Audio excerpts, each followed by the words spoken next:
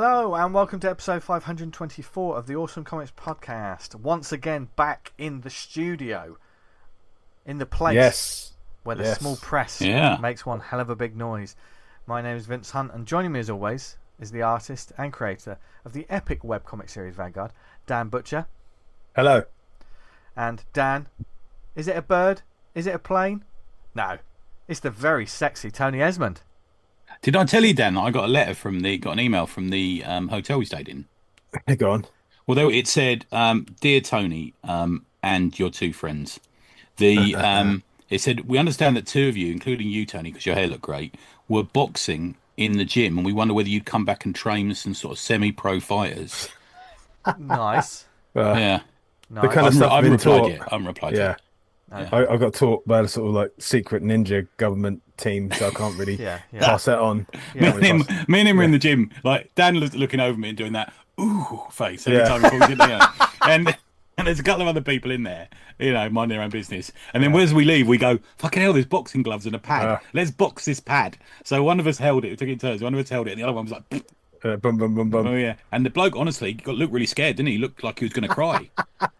Well, it's understandable. Me and you standing by the fucking door. Fucking titans. the way I'm picturing it, it's terrifying. Yeah. You're not leaving, mate. Just I'll say that to him. So don't go back in that machine. Go back on your little cross trainer. Men are playing. Oh dear. Such masculinity, which was felt in Winchester last week as we celebrated 10 years of this show. Around the same time, there was a wedding fair, which was lovely. The funniest thing is, we had all these plans to we're going to plan out all the next episodes. And I think at one point you got a bit of paper out or something. I remember you going in your pocket and going, right, what should we plan the next few episodes? And then we just talked about something else for literally 5 hours. Yeah. This is, as we all know, I mean, I think anyone who's been to a comic convention or had a load of stuff as well, it was just us three meeting up and just to celebrate the good times. But I realised as soon as I got there, I fucking left my notebook at home. The notebook where I meticulously wrote out about 3 months worth of dates and possible guests and all of this stuff. I just thought, I can do it on my phone, and we didn't. We ended up talking about 60s and 70s exploitation films, westerns, horror, Cronenberg.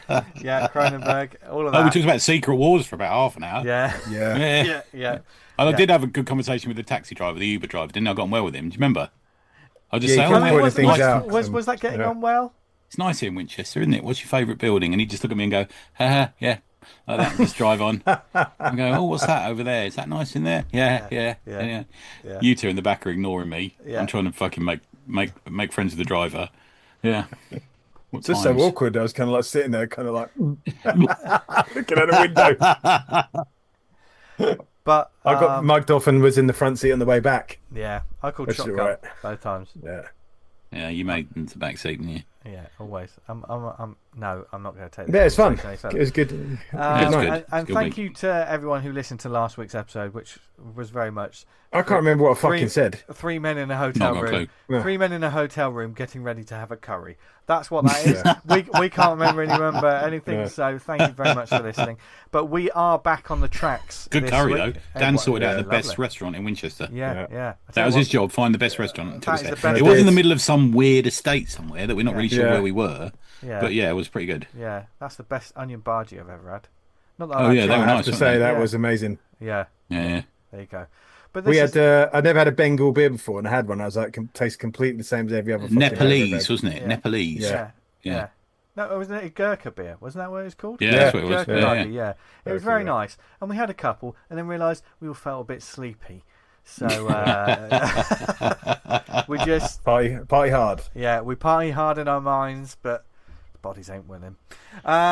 He done me in the gym, man. I was a mess. Did he? Bloody hell. That's one way to do cardio. We walked up the. It's a good way. We walked up the stairs. Resistance training. I said, let's go and sit outside in a nice cool breeze. It's ruined. Oh dear.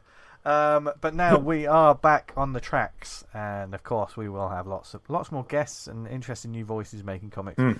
But it's another Three Amigos shows. We start the next 10 years. This is officially starting the next 10 years. 10 years, 1 week. Bloody hell. You won't see the sort of quotation marks I'm making, but comic book content that we do. But we've decided to have a bit of fun. Tony Esmond is responsible for this. Oh, was it me? Yeah. Oh, I remember why I said this now. Yeah. So I went to the BFI to see an interview with Alex Cox. For anyone who doesn't know, he's the director of Sid and Nancy, Walker, the original and good and best Repo Man, and a few other things. And he's really interesting. But for those of us who are my age and are British, you'll probably remember him for being the host of something called Movie Drome, which he was kind of a host of a late night cult movie thread on BBC Two. And it started off with being single movies, but then he went on to being double bills. And they would sort of curate what would make a good double bill. So it was like Girl on a Motorcycle and Rabid. And, there's this sort of, there was like a mix that, thematically. And it's also something that in the US, double bill, well, probably across the world actually, double bills have always been a popular medium. When I was a kid, they were popular. In the US, like the 50s and 60s, there was the horror double features, wasn't there, and things like that. Yeah, back to back. And for those of us old enough as well, we'll remember the BBC Two horror features that used to be like the Incredible Shrinking Man followed by a Hammer movie or something like that. Yeah. And a lot of us saw interestingly, there was a couple of film directors in the audience at this thing, and it's been quoted as being influential on a lot of the people we like. Anyway, so I came out of that. I was all excited because I got to meet him in the bar beforehand, and I was telling you, and I said, well, why don't we do that? What would make two good comic runs, comic series, comic issues, comic artists, comic writers? What would make a good double bill? Yeah. And the way I've approached it as I'm on holiday. We don't have to do it this way, but this is why I've done it. We're on holiday. I'm reading one in the daytime and one in the evening. That's how I've worked it. Interesting. A nice daytime, fresh little read.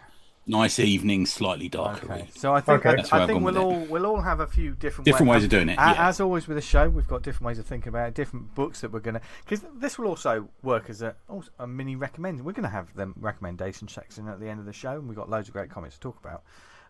But maybe you'll get a lot more books to add to your wish list, or get ready to, or maybe try out these double bills that we're gonna suggest them on the podcast channel. Yeah. But before we get stuck into this, one man who's always getting stuck in, Tony, I think you can agree, is Dan Butcher.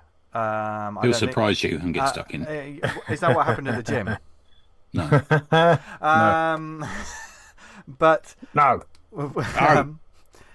But Dan is also, if you follow his Patreon, if you follow anything, a lovely Dan Butcher is always on the go. He's always about making comics. Usually he's more about making comics than he is actually anything else about comics. You do make a lot, man. You are busy. Yeah. I told you the other day, you said, fuck me, I've got all this work on. I said, you're in demand. There's some absolutely amazing Viper artwork. That's cheers. It's hitting your Patreon at the moment, isn't it? Yeah. Man, I'm trying to fucking hammer the script into shape. Yeah. I thought I'd kind of like taken it 99% of the way, and when I started assembling the bits, I was like, actually, this needs a bit more work. Okay. Yeah. And I'm trying to get it like that, isn't it? Yeah, definitely. I mean, is this? You can look at it and say this bit isn't working. It needs to fucking. There's a whole section I really like, and it's potentially under the knife. But if it can't fit in the story, I can't fucking put it in. Yeah, so, if you're not, I always think if you're not self-critical like that, you end up being Bubbles DeVere. Yeah. Just dictating stuff because you think it's gold. Yeah, I think there's. When I've written stuff before, like there's been a couple of pages of dialogue. Two characters talking to each other. And you're loving it because you're in the characters' heads, and then like when you look back, you just think, if I lose this, it doesn't change anything to this comic book. So why is it? Why is it here? Why is it in here? Yeah, so Alex Toth in it. Strip out anything you don't need. Yeah. That's what frustrates me when we talk about titles. More recently, when they do like a mini series, and then episode like issue 2 and 3, they've got nothing to say. I just don't understand how you can get like that. I have to cut so much content out to fit it in. Yeah. The idea of not having enough seems fucking insane to me. Yeah. It's akin to that theory about second album theory. About how they get to the second album and they're sort of lost. And I'm thinking, did you only have fucking 8 songs then? Yeah. Your whole fucking... what about everything else you've worked on? I'm not sure if it's like they worked on these songs for literally their whole lives, had them bubbling in the background, then did the first album, and when they got the second, it's like, well, I ain't got another 20 years. How unimaginative. Yeah. I do sort of wonder, though, has there anybody that's done this? I'm sure someone might have.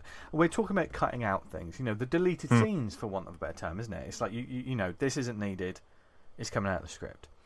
Has there been a point where someone, the book's gone out, it's been successful or whatever, and it's been collected, it's in the trade, and they've done a director's cut? I know some people say director's editions, which usually means that it comes with a bit of back matter and like how they made the book. But has anyone actually done, okay, here was a scene that I cut out because it wasn't needed when it was going on the shelves, but I'm putting it back in now, like another couple of pages? Do you know what I mean? Actually creating those pages and putting them back in. Yeah, I guess you'd have to have them created, especially because the artist wouldn't have drawn them, and then for them to be pulled. Yeah, as I said, I can think of comics that happened. Script and stuff, but not. Yeah. Trying to think, from how I can recall what pages of art being pulled out. That would be a true director's cut, as they call them, wouldn't it? Because the director's cuts are always, here's 10 minutes of this film that weren't in it before. Yeah. As an editor, I've gone out and cut out swathes of dialogue.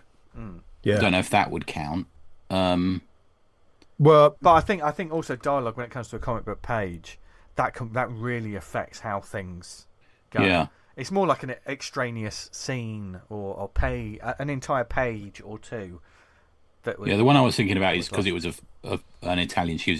English was her second language, so it was an Italian. Yeah, maybe that just falls under kind of general editing as opposed to kind of... Yeah. I don't think I took out anything that she wanted to say. Right. If you see what I mean, I just succincted it, if that's a word. Stuff like the go-to example for me is always going to be the Aliens special edition, James Cameron taking out the sentry guns, which the removal of them doesn't negatively impact the film, but when you have them in, it kind of adds a kind of, that's the reason they don't just come running up to the fucking doors. I mean, it's like the Alien special edition or like Lord of the Rings extended. They're my ones now. I can't go back to the, because the sentry gun's such a special scene for me in Aliens. It's just it does. You've never seen the extended? You must have No, done. You might. Oh, okay. Yeah. Maybe you've only ever seen the extended edition because that's the only one they show now. Oh, I saw it in the pictures, and I don't know if I've seen it much since. Oh, well, okay. Wow. Yeah. I'm really changing the way I'm looking at you. No, I'm really joking. Because I remember at the pictures they had an interval. You know the bit where he says, "Right, don't hit." It says, "Don't use a shotgun; it will hit the fucking nuclear reactors." And then it fucking went interval, and somebody came around saying ice creams. Yeah, we're like, no, what's happening? Yeah, that used to be a thing. I can understand like James Cameron's frustration on the fucking set when at 4:00 or whatever it was tea time, and like all the crew stopped for a cup of tea. We got the same thing. Stop the film here. Fuck the pacing. We're gonna have some like ice cream. Okay. Yeah. There's I think British crews are like that. There's that famous story, isn't there, with Kubrick because Kubrick ended up being the second director to direct Spartacus because he took over during the making of Spartacus. Then when they did Full Metal Jacket, the fucking British team were just being massive wankers to him.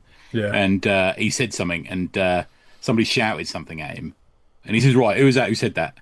And somebody on the rigging stood up and said, "I am Spartacus." And then everyone else stood up and said, "I am Spartacus." And, all right, fucking hell, just get on with it. Yeah.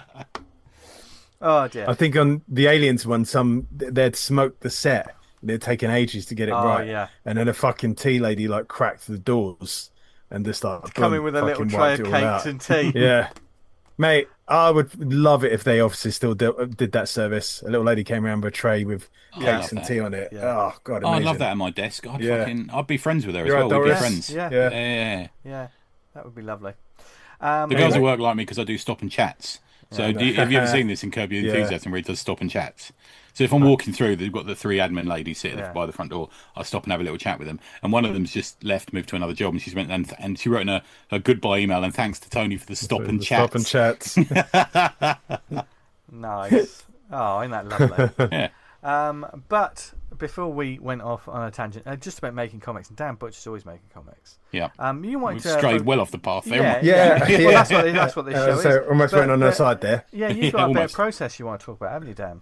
Yeah, I kind of I don't know how everyone else makes their comics, but usually I've got the script. For instance, I'm working on a comic with someone. They give me the script, pages 1 to 21, whatever. I start page 1, I thumbnail it, pencil it, ink it, flat it, colour it, letter it. That's page 1 done. Right. And I may have 2 or 3 pages in different stages of that, but essentially I'm moving sequentially through the book from 1 till the end. So you don't thumbnail the entire book? No, sometimes I usually thumbnail the entire book, but Yeah. most of the time it's kind of like I apart from the thumbnailing, it's like I structure it so I'm doing it as Yeah. I'm going along. This time I'm doing a comic with the Green Archer guys, and I thought, right, I'm going to break it down into sections. I'm going to do all the thumbnails first, all the drawing, inking, flatting, coloring, lettering, all in like a thing, one step. Like going to do all of it, and I found time-wise it really helped kind of get it done because you're focusing on one job loads of times, and then when you switch to the next one, you get your eye in, and then you do the same with that. Yeah. Okay. The Go on. Go on. As a production process, it makes it a lot quicker and a lot kind of easier. The bad side of it, I feel like I kind of removed myself a bit from the artistry. I was about to say, is it as enjoyable doing No, that? that's what I found. I was kind of Right. like, I'm doing the draw. I enjoyed every aspect of it, but it felt like Yeah. I was kind of, it's like almost machine-like to kind Yeah. of put the pages through. There's like, right, now I'm drawing this page. Right, move on to the next one. Now drawing that, and then you finish and you go back round and start inking them. Yeah. One of the benefits is they all, if you do the whole work on a whole page to completion, then work through to the end. Sometimes there can be a different in the way you're working from page 1 to page Yeah. 21, because it could be for me like months by the time I've done 20 pages. So Yeah. you change, and even in that short space of time. There's also a when you're doing continuous sort of pencils and then inks and stuff like that, you're warming up. You know, you don't have to warm up every time. You know, you don't have to start at the beginning. Straight into it. You're immediately, Yeah. you've got that muscle memory. It's more fluid, things like that. You know, but if you're doing a page at a time, the whole thing as a page at a time, you know, you get into a groove of inking and you finish the page. So you've got to go back into the colouring and do all of that. So that when you get to the next page, you've got to warm back up again, haven't you? So It's also the fact that if you do page 1 and then you go over the top on the colouring and you add all these fancy things in, I've now set the bar for the rest of the fucking project, because I can't spend 5 hours on page 1 and then by the time I get to page 20, I'm spending 3. Because the quality gap will show. Yeah, and I think you saying that, Dan, is a very important thing to say, and I think it's good that you have that ethos, you have that practice, because we've all, and I say I think all the hosts and all of you lovely listeners, we've all read books that come out of the gates absolutely firing on all cylinders, and by page 20, someone's phoning it in. Because it's like, man, I can't fucking keep it up. We've talked so about many books people that dropped off a cliff halfway through. We've had books through that aren't properly finished. Yeah. Towards the end of the book. Yeah. It's like no backgrounds, almost like just weirdly they haven't We've even seen inked it from it. They've just used the publishers. pencils. There's been some publishers. Yeah, we have. No, that was the publisher I was thinking of. Yeah. the thing with comics. It's not a fucking sprint. It's a marathon. It is. It's a long process. You think, I'd like to do a comic. Wait till you get like 5-6 pages in, and then see if you still got that same energy, because you just got to keep fucking going at it. It's not just I do a pin up and.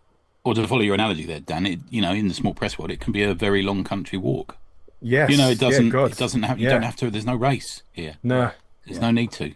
Not unless you're kind of going for some deadline, self-imposed deadline, Competition or something. I don't know. Yeah, it's really how you kind of you get it out, what time you put it out. And I think also, if you're collaborating with if you're an artist working with a writer, for God's sake, make sure that you really care about that project you're working on, because you don't want to find out halfway through that I'm just bored of drawing this now. Because that'll show in the pages. That'll absolutely show in the pages. I think part of that is, as a writer, is to keep the energy up and the enthusiasm sometimes. By including the artist in it all. Yeah. Look, Tony Osmond 2 took us 2 years to do, but it never dropped. We just had fun with it and talked about it all the time. We've got our own little private Slack channel, and I'm constantly throwing ideas back and forth from Alan and Ben saying, once we did this or once we did that, and 9 out of 10 times they'd approve it, because I'm trying to make the project. That is one of the things I found working in a team. I like that, and as much that you got someone to bounce ideas off and say, does that work? And they're like, yeah or no. Well, we do it with each other, don't we? Yeah. Stuff, Totally. Yeah. It's just getting another viewpoint, and if you trust that voice, man, it's valuable. Yeah. So, with these learnings that you've had with this latest project, is that something you're going to carry on? Because Vanguard is a very different kettle of fish because of it being a webcomic. It's the built-in doing a page at a time.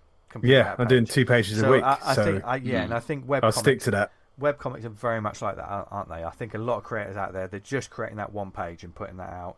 And that's the way. And I think that's the way processes have probably changed forever in comic books, because there's so many webcomics that people are doing them a page at a time. But if you are, and I know you want to in the future, go more into like those one shots and doing more, series that are complete books that are going to be kickstarted and collaborating and stuff. Yeah. Do you think you're going to change your process to be more like what you just discussed rather than what you've done in the past for the webcomic? Yeah, it'd be more like what I've done, like the doing a whole set of processes at once. It's just you can't beat the time saving of doing it like that over doing 1 page at a time. It feels a bit kind of looking back a bit amateurish. I need to kind of like lock in and just do what works, and that works best.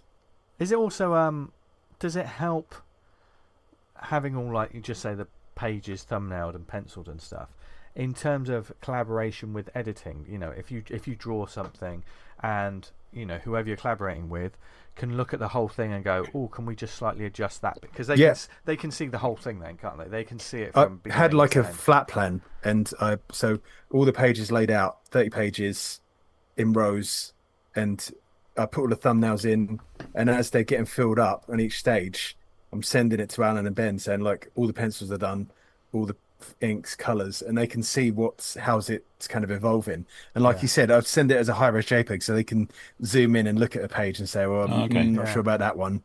Yeah. Or I like that one. Or maybe if you try a colour palette and they're like, can we try a different colour palette for this? You'll immediately know that, won't you? Yeah. Exactly. And it's not too far along to amend it. Yeah. So it's a great way of, as well, like if someone's paying me to do some work for them, I like the idea you're kind of giving them stuff to say, look, I am fucking working. Yeah. I'm not just sitting here pulling the I would have loved to have had that with some of my projects. Yeah. I admire you wankers because you're so organised. Like, I forget where I put fucking writing files sometimes. I found the original script at George Mayhem the other day, and it was called something else, and I'd forgotten all about it. And I didn't know where I put it, and I found it in my Dropbox under review copies 2021. Yeah, you've got a lot of stuff going on in real life, if you know what, T, and you're super organised on that. Well, I do think that's actually a dynamic. I think that's something. So I always say, if you've got a messy desk at work, you've got a tidy house. That's my theory. Yeah, of this sort of work desk compared to home life thing going on. Yeah, I do sometimes. Yeah, that's interesting. Yeah, you got to be disciplined, though. I guess you got to be disciplined. No, I think it all flows from discipline.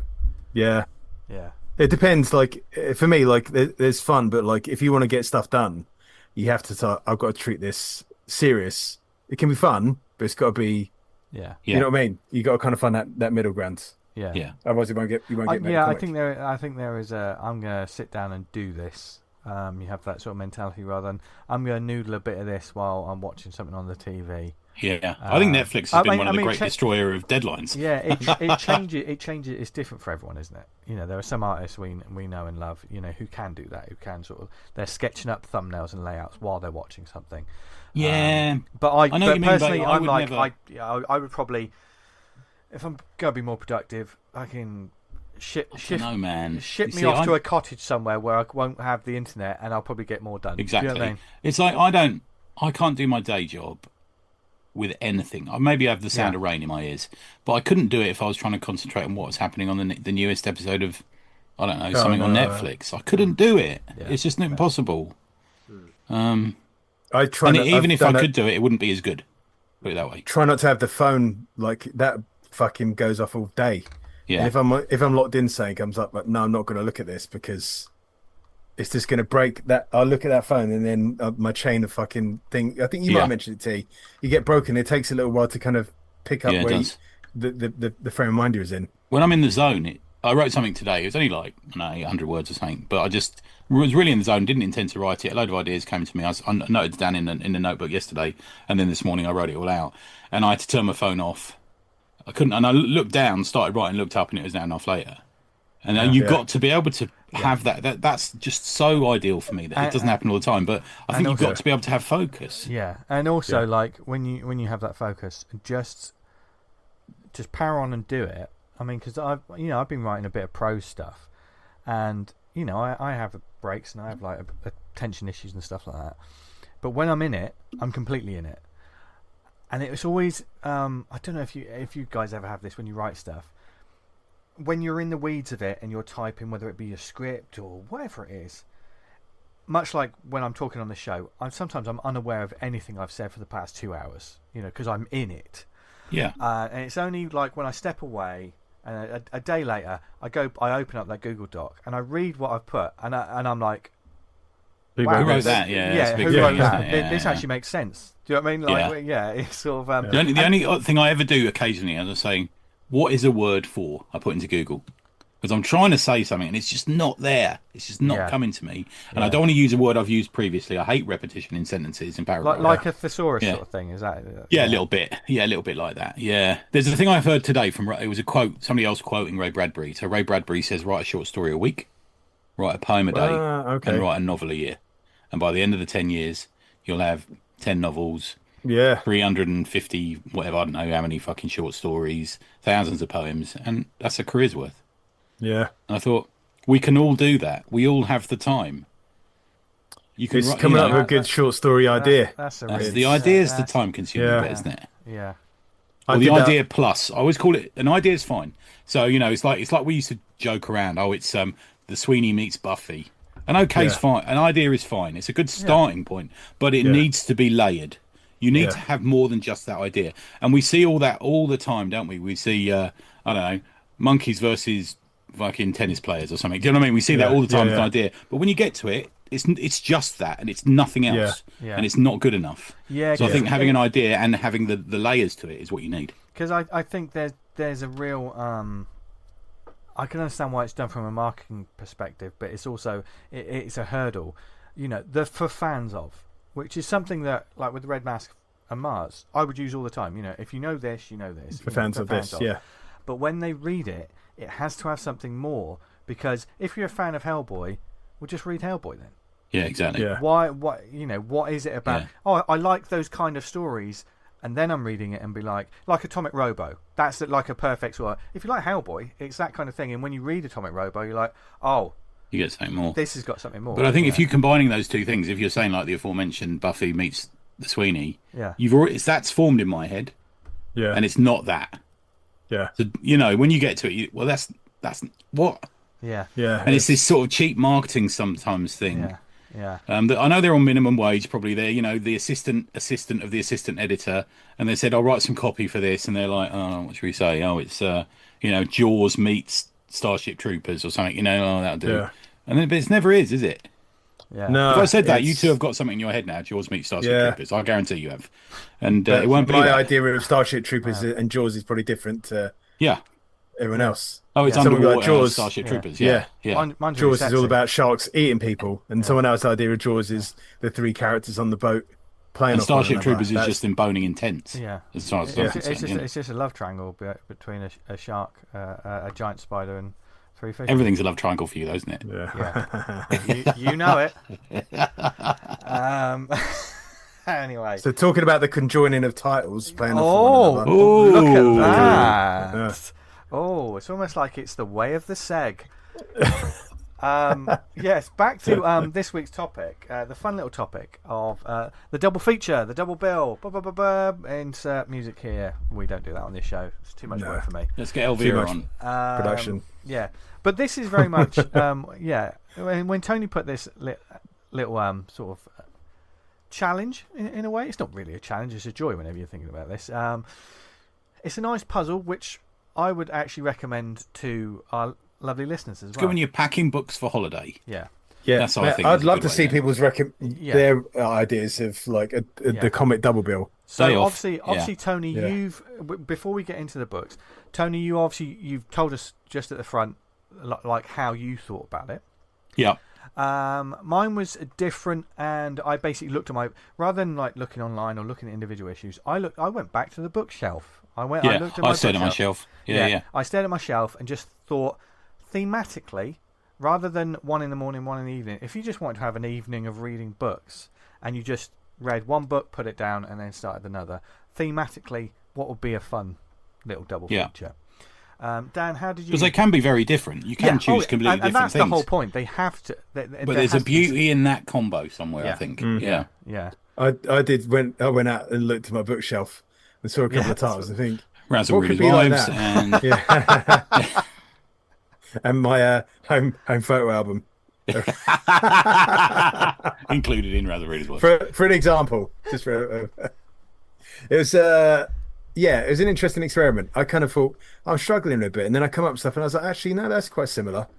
That's So, okay. And I think the way we'll go about this, I mean, we're not treating this, we're not going to review this, we're not going to go in deep about, like, you know, the in-depth of everything about the book. But, you know, we can, because I know I've got 3 sets, so I'll probably be a little bit quicker. Oh, I just got 2. Yeah, I'll be a little bit quicker with the ones I've got. But for all of them, I think, goes without saying, look them up afterwards, follow the creators, find the books, because they'll all be great books to read. Well, if you've got 3, do you want to go first? Yeah, okay. All right, okay. I've actually got them in front of me now, like literally. Okay, let's start with one a little bit more fun. Okay. I went I almost kind of pictured it in my head as well. You know, when you go to the double feature and you see the 2 posters like next to each other kind of thing. I went for a crime double bill for the first one. Oh, okay. But a crime double bill that's almost...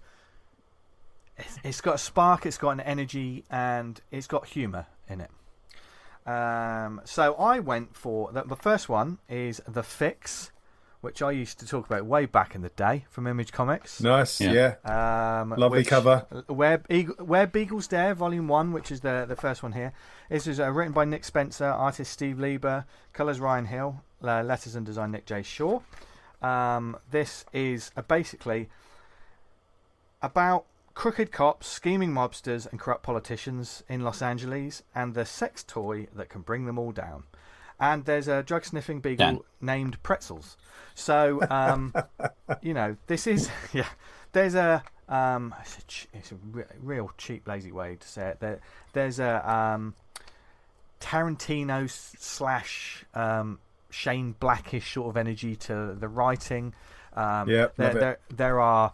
morally simple strip back visuals as well, isn't it? Yeah. Nice sort of cartooning. Yeah. Clear cartooning. Yeah. And it's genuinely funny. As well as dark, there are dark stuff. It's got a bit of personality about it. Yeah, it's got personality. There's darkness.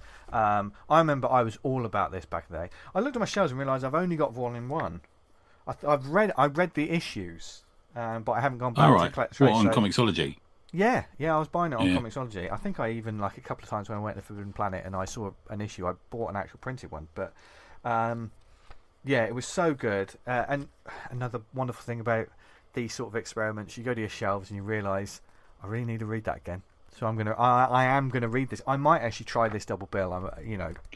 Just to be like, I think that's also proof in the pudding, isn't it? Just to say like what it's like. So The Fix, obviously, it's been a few years, certainly since we talked about it. And of course it was the Eisner nominated team behind Superior Foes of Spider-Man, which I absolutely adored as well. So that, if you like that kind of thing, but a bit more superheroes. But The Fix, so you start off with The Fix, and then there was another one that I remember talking about in the show. This is from Black Mask. Are Black Masks still around? I'm not sure. I haven't seen them for a while. I haven't seen them in previews. Not that we're getting any more previews, but I haven't seen them in previews for a while. Yeah. This is 4 Kids Walk Into a Bank. Oh yeah, that's a good choice. Yeah, that's hot stuff. That book, wasn't it? Yeah. A great. It says on the cover, a great tradition returns. A bank heist carried out by children. Now this was written by. Is that a Get Carter cover? Is that an homage to Get Carter on the cover? Yeah. I think there's a few different. The 2 I've got here. I think I bought these at the same time actually, because this was a Big Bang Comics Forbidden Planet sort of. When they have those limited edition sort of covers. Yeah. And this has got Big Bang Comics written on it as well. So they were both. Who was the creative team on that? 2 Kids Walking. 4 Kids Walk Into a Bank was written by Matthew Rosenberg. Art and design Tyler Boss, flatting Claire Dezutti, lettering Thomas Maurer, and wallpaper design Courtney Maynard or Menard. I think it's wallpaper design because it's got that lovely sort of like between the chapters you have like you know end papers, but yeah. And it says on the back, a pretty dark and moderately funny story about friendship, family, growing up, and grand larceny. 11-year-old Paige and her friends like to do normal kid stuff, play D&D, eat pizza, ride bikes, and rob banks. This book is about all of that.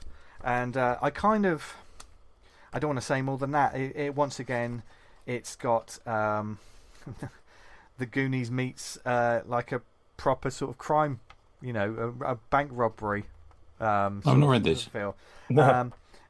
It's the same kind of energy, the same kind of humour, but I think because this one has like you got the grown up, the adults, the sex toys and everything from the fix, whereas this one is about and it's not a kiddies book. 4 Kids Walk Into a Bank is about it's more like that sort of you know, the Goonies. Stand by Me or something. Yeah, Stand by Me, the Goonies / it, where it's kids being kids in a grown up story. Right. You know what I mean? And therefore fairly realistic. They swear, they're not very hot. You know, there's troubled home lives, there's twists and turns, but you know, it's another one that I think that you know, like it's been a few years. So maybe, you know, books like these, they make a buzz, don't they? And then a few years later, they do sort of disappear a bit, don't they? Yeah. Which is why. So my one, I think, if you want probably an evening of a good time. And you like crime books, and you know the art styles aren't too dissimilar as well, which I think is, you know, it's not wildly different. So I think start with the fix, Where Beagles Dare, and finish with 4 Kids Walk Into a Bank. And I think when you finish your cup of coffee and you're sat there in your chair, you think, I had a real good time reading those 2 books. So that's my one. So I've handled crime. Crime is I'm the cure. So that's my first one. Who wants to go next? Dan, do you want to go? I can go. Yeah. Both of these books, Tony's got me. Oh, I'm okay. Not editorialising that. That's just. I want to call generous it. Friend. Yeah, I'm going to call it the losers. Yep. The losers double bill. Oh, okay. Got Paying for It, Chester Brown, and the Poor Bastard by Joe Matt. Oh, I like that. Yeah. So. You'll be slashing your wrists by the end of the day, but yeah, fuck me. Or you read those books, you think, you know what? My life ain't too bad. Yeah. So, ain't that bad. Yeah. Which one do you start with? Either or, to be honest. Oh, interesting. You could go for they say different things, but the tone of voice and the characters in it are very. Although different people, they're kind of you're approaching it for the same sort of like. Degenerate mentality. Yeah, degenerate. Would these people I don't really like this word incel. Would you be call these people incels? You wouldn't really. Is that I don't think so. They're God bless him, Chester Brown's bought our comic. Right. So he was wandering around at TCAF chatting to people and stuff. So I kind of think not as I don't think so. Because I'm not sure really what that kind of defines that word at, but I don't know if you might have read these, T. Yeah, I have, yeah. So the Poor Bastard Joe Matt, he's kind of like the author's like autobiographic comic. Yeah, would you say? Yeah, they both are, I think. Yeah, how he sort of struggles with women, and he's kind of masturbating all the time, and in the end, he manages to kind of like wrangle his way into like a threesome, and he can't fucking perform. So as the girls are sort of going at it, he has to go into the bathroom and like knock one out, and the self-loathing of himself throughout it is like terrible, awful. Imagine that happening again for the 4th time, and you're not managing it. Yeah. You know what I mean? It's like. To be honest, I've got a 10 out of 10 for him to putting that in a comic book because fucking Batman can waterboard that out of me. I'll never fucking.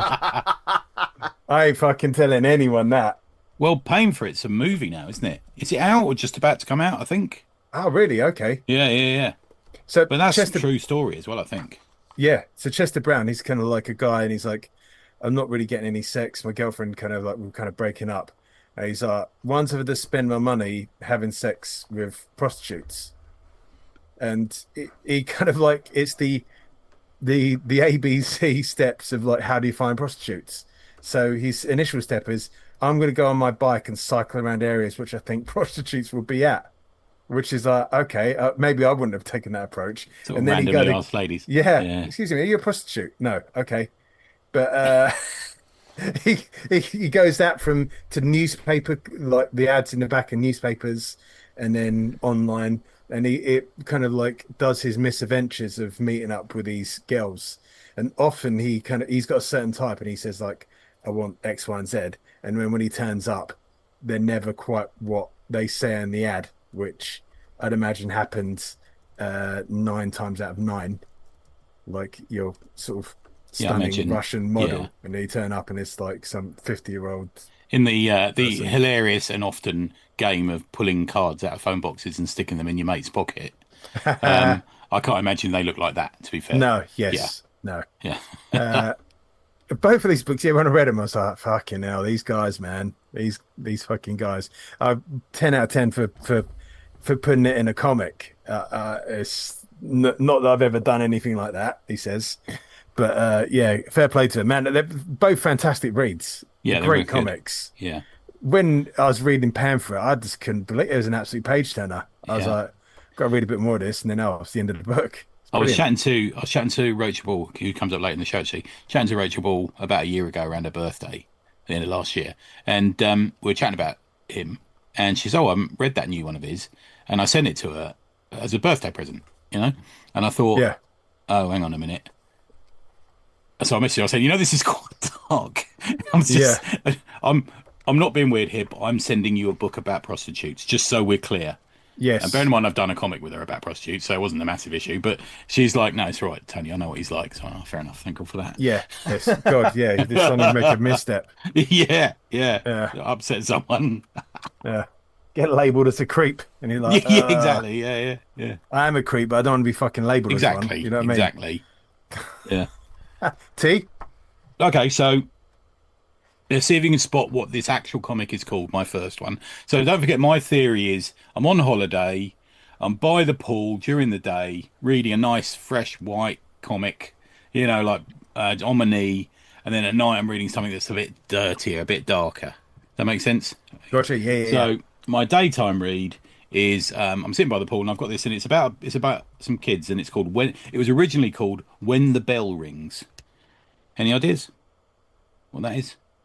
It's about a class of kids. Not fucking Bash Street Kids. It is Bash Street Kids. Hey! Yeah, so that's the original name for Leo Baxendale's The Bash Street Kids. The kids of 2B, the name of their class from the Beano. Herbert, Freddie, Plug, and Co. And their terrible fucking bullying. I think they've pulled back on a lot of it, haven't they? Yeah. Do you know what I mean? Like, fucking catapults and getting caned in the way by being hit with a cane. Yeah, that used to be every sort of Beano strip ended in someone getting caned. Yeah. They've been a shit. Yeah. And they're always like Walter the Softy's always getting things happen to him. Getting absolutely levered. Yeah, and they're just fucking absolute nightmares, aren't they? They are, in a way, villains. Yeah. And they always seem to get the comeuppance at the end, don't they? Okay, so I thought... Someone pointed out, in the Beano, when like someone was poor, to show they were poor, they always came to school or something in a barrel. With, like, braces that's on. Right. Yeah. What a fucking barrel. Not a pair of little trainers. Yeah. It's a fucking barrel. So, they have been going for, getting on for 100 years, whatever, I don't know what it is, but like absolute fucking scallywags, terrors. And so I started thinking, that'd be a nice thing to read by the pool. Nice page or 2-page strips, nice thing to read. Yeah. And I thought, who would they become? Okay. And then I thought in the evening, I'm going to read Deadly Class. Hey, So Rick Remender and Wes Craig's Deadly Class. Kids at a school with nefarious reasonings, same thing. This time they take it a step further and they become assassins. But I can see the Bash Street Kids wanting to be assassins. They think that was cool, wouldn't they? There must be one where they become ninjas. Yeah. There's got to be one where they become ninjas. And so stink bombs become C2. Catapults become katanas. And I thought, that'd be a good little thematic step to read. Go from the Bash Street Kids, all these kids running around, because like having them chopping people's heads off, crime bosses and stuff like that. I thought you could go to the the drifting classroom. Oh manga. yeah, that'd be good as well. Yeah, Oh my yeah, God. yeah. That's like what happened to the Backstreet Kids if that happened in their school. Jesus Christ. Yeah, like Deadly Class is more like some sort of agency going, your problem, kids, but we're going to make you someone else's problem because you're going to work for us. That kind of Yeah, thing. exactly. Yeah. So they probably had a little look at that school, didn't they? Looked at Class 2B, and Yeah. they thought, I might pick a couple of them. You know, Yeah. Plug will become the assassin. You know, like the stick of of the assassin. It's amazing to think about. There's quite a lot of comics that are based on like school days, and they going off or going a riot or something happening. Fucking and, X-Men. Yeah, mate. Yeah. It's Yeah. kind of who doesn't go through that process of being in like formal education when a kid. Well, I'm sure many people do, Well, but let's like not generally, forget, yeah, back in the day. if you're listening to this, essentially you probably would have gone through like but predominantly back in the day, who were the audience of comic books? It was kids in schools and stuff, and that's less so now, which says more about the way the world. Sadly, yeah. But I like to think somewhere out there, Freddie and Ebert, Herbert, and all that, they're like killing people, aren't they, for money? Yeah. They'd have gone in the army, old school money. They'd have gone in the army, wouldn't they? That little firm. Yeah. Yeah. That's a very interesting double bill. Thank you. Sorry.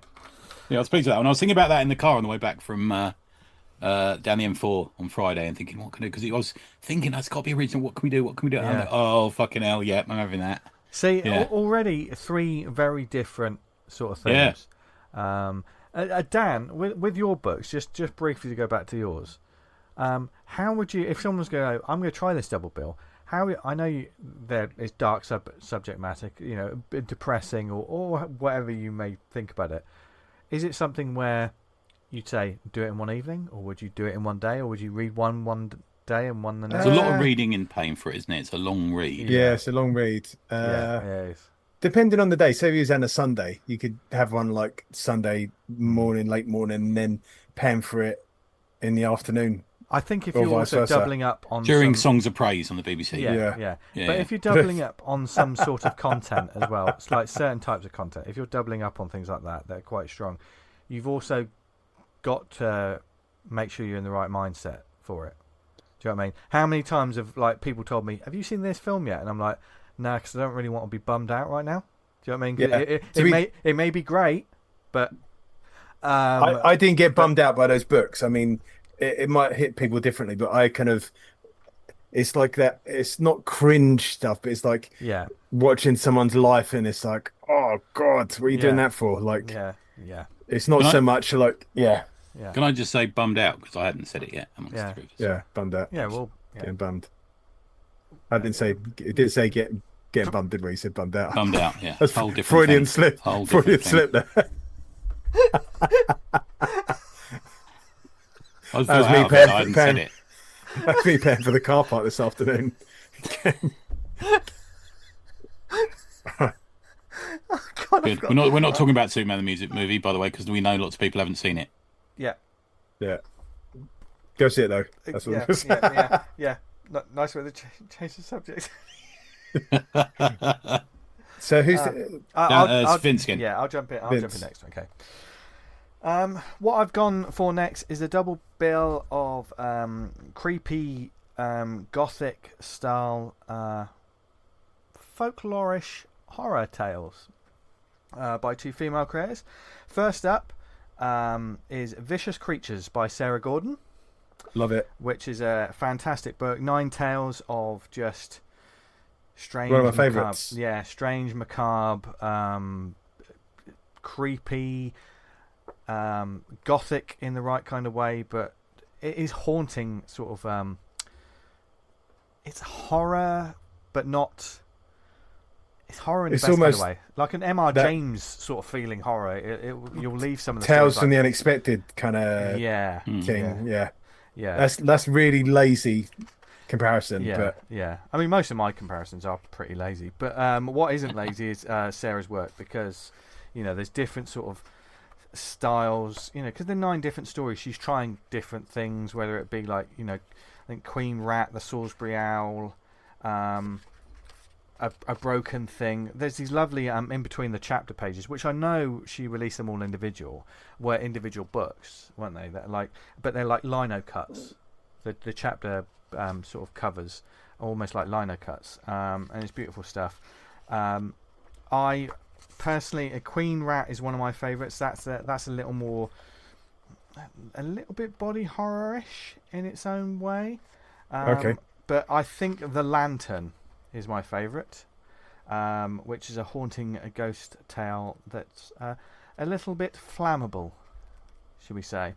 I know there's a lot of our listeners who probably picked this up. I remember, I think it was when we all did Thought Bubble last that we all got a copy, didn't we? Got a copy of this. Yep. And Sarah's she's a great creator. Anyway, we had her on like a few years ago. Do you remember she was talking about actually burning making ink? And that's awesome. Burning a giant wicker owl, wasn't it, or something like that? Wasn't that what she made? Yeah. I've got like a satanic Christmas tree decoration downstairs from her that Cliff bought me. Nice. Isn't there stuff in the back of the book about that? In the back, I think so. Yes. Yeah. A brief note on owls and burning stuff. So she makes these brilliant sort of like gothic tales. But if anyone who's met Sarah knows she's a good laugh and she's a brilliant creator. Definitely, it's one of those ones that when I saw this, I was like, I really need to check out seeing what Sarah's doing now, because this. Yeah, I'm not sure, to be fair. Yeah, because I even if she continued to make stuff like this, do you know what I mean? The Wine and Zine, is it that who they were? She was part of that firm, wasn't she? No, she was separate to that. Yeah. Oh, was she? Oh, okay. Yeah. But they're fantastic as well. So, I'd start off with Vicious Creatures, which, because of the nature of it, it's an anthology book. It's a thick book, but a fairly quick read. Because I find that, it is pretty quick to read. And followed up by Seaside, by Johanna Oust. Oh, I've not seen that. Which I picked up, remember a couple of years, the COVID times. Some would remember that time when we did like Thought Bubble special, and I was interviewing a lot of people because Thought Bubble didn't happen, and so I just put a shout out, and a lot of creators got in touch.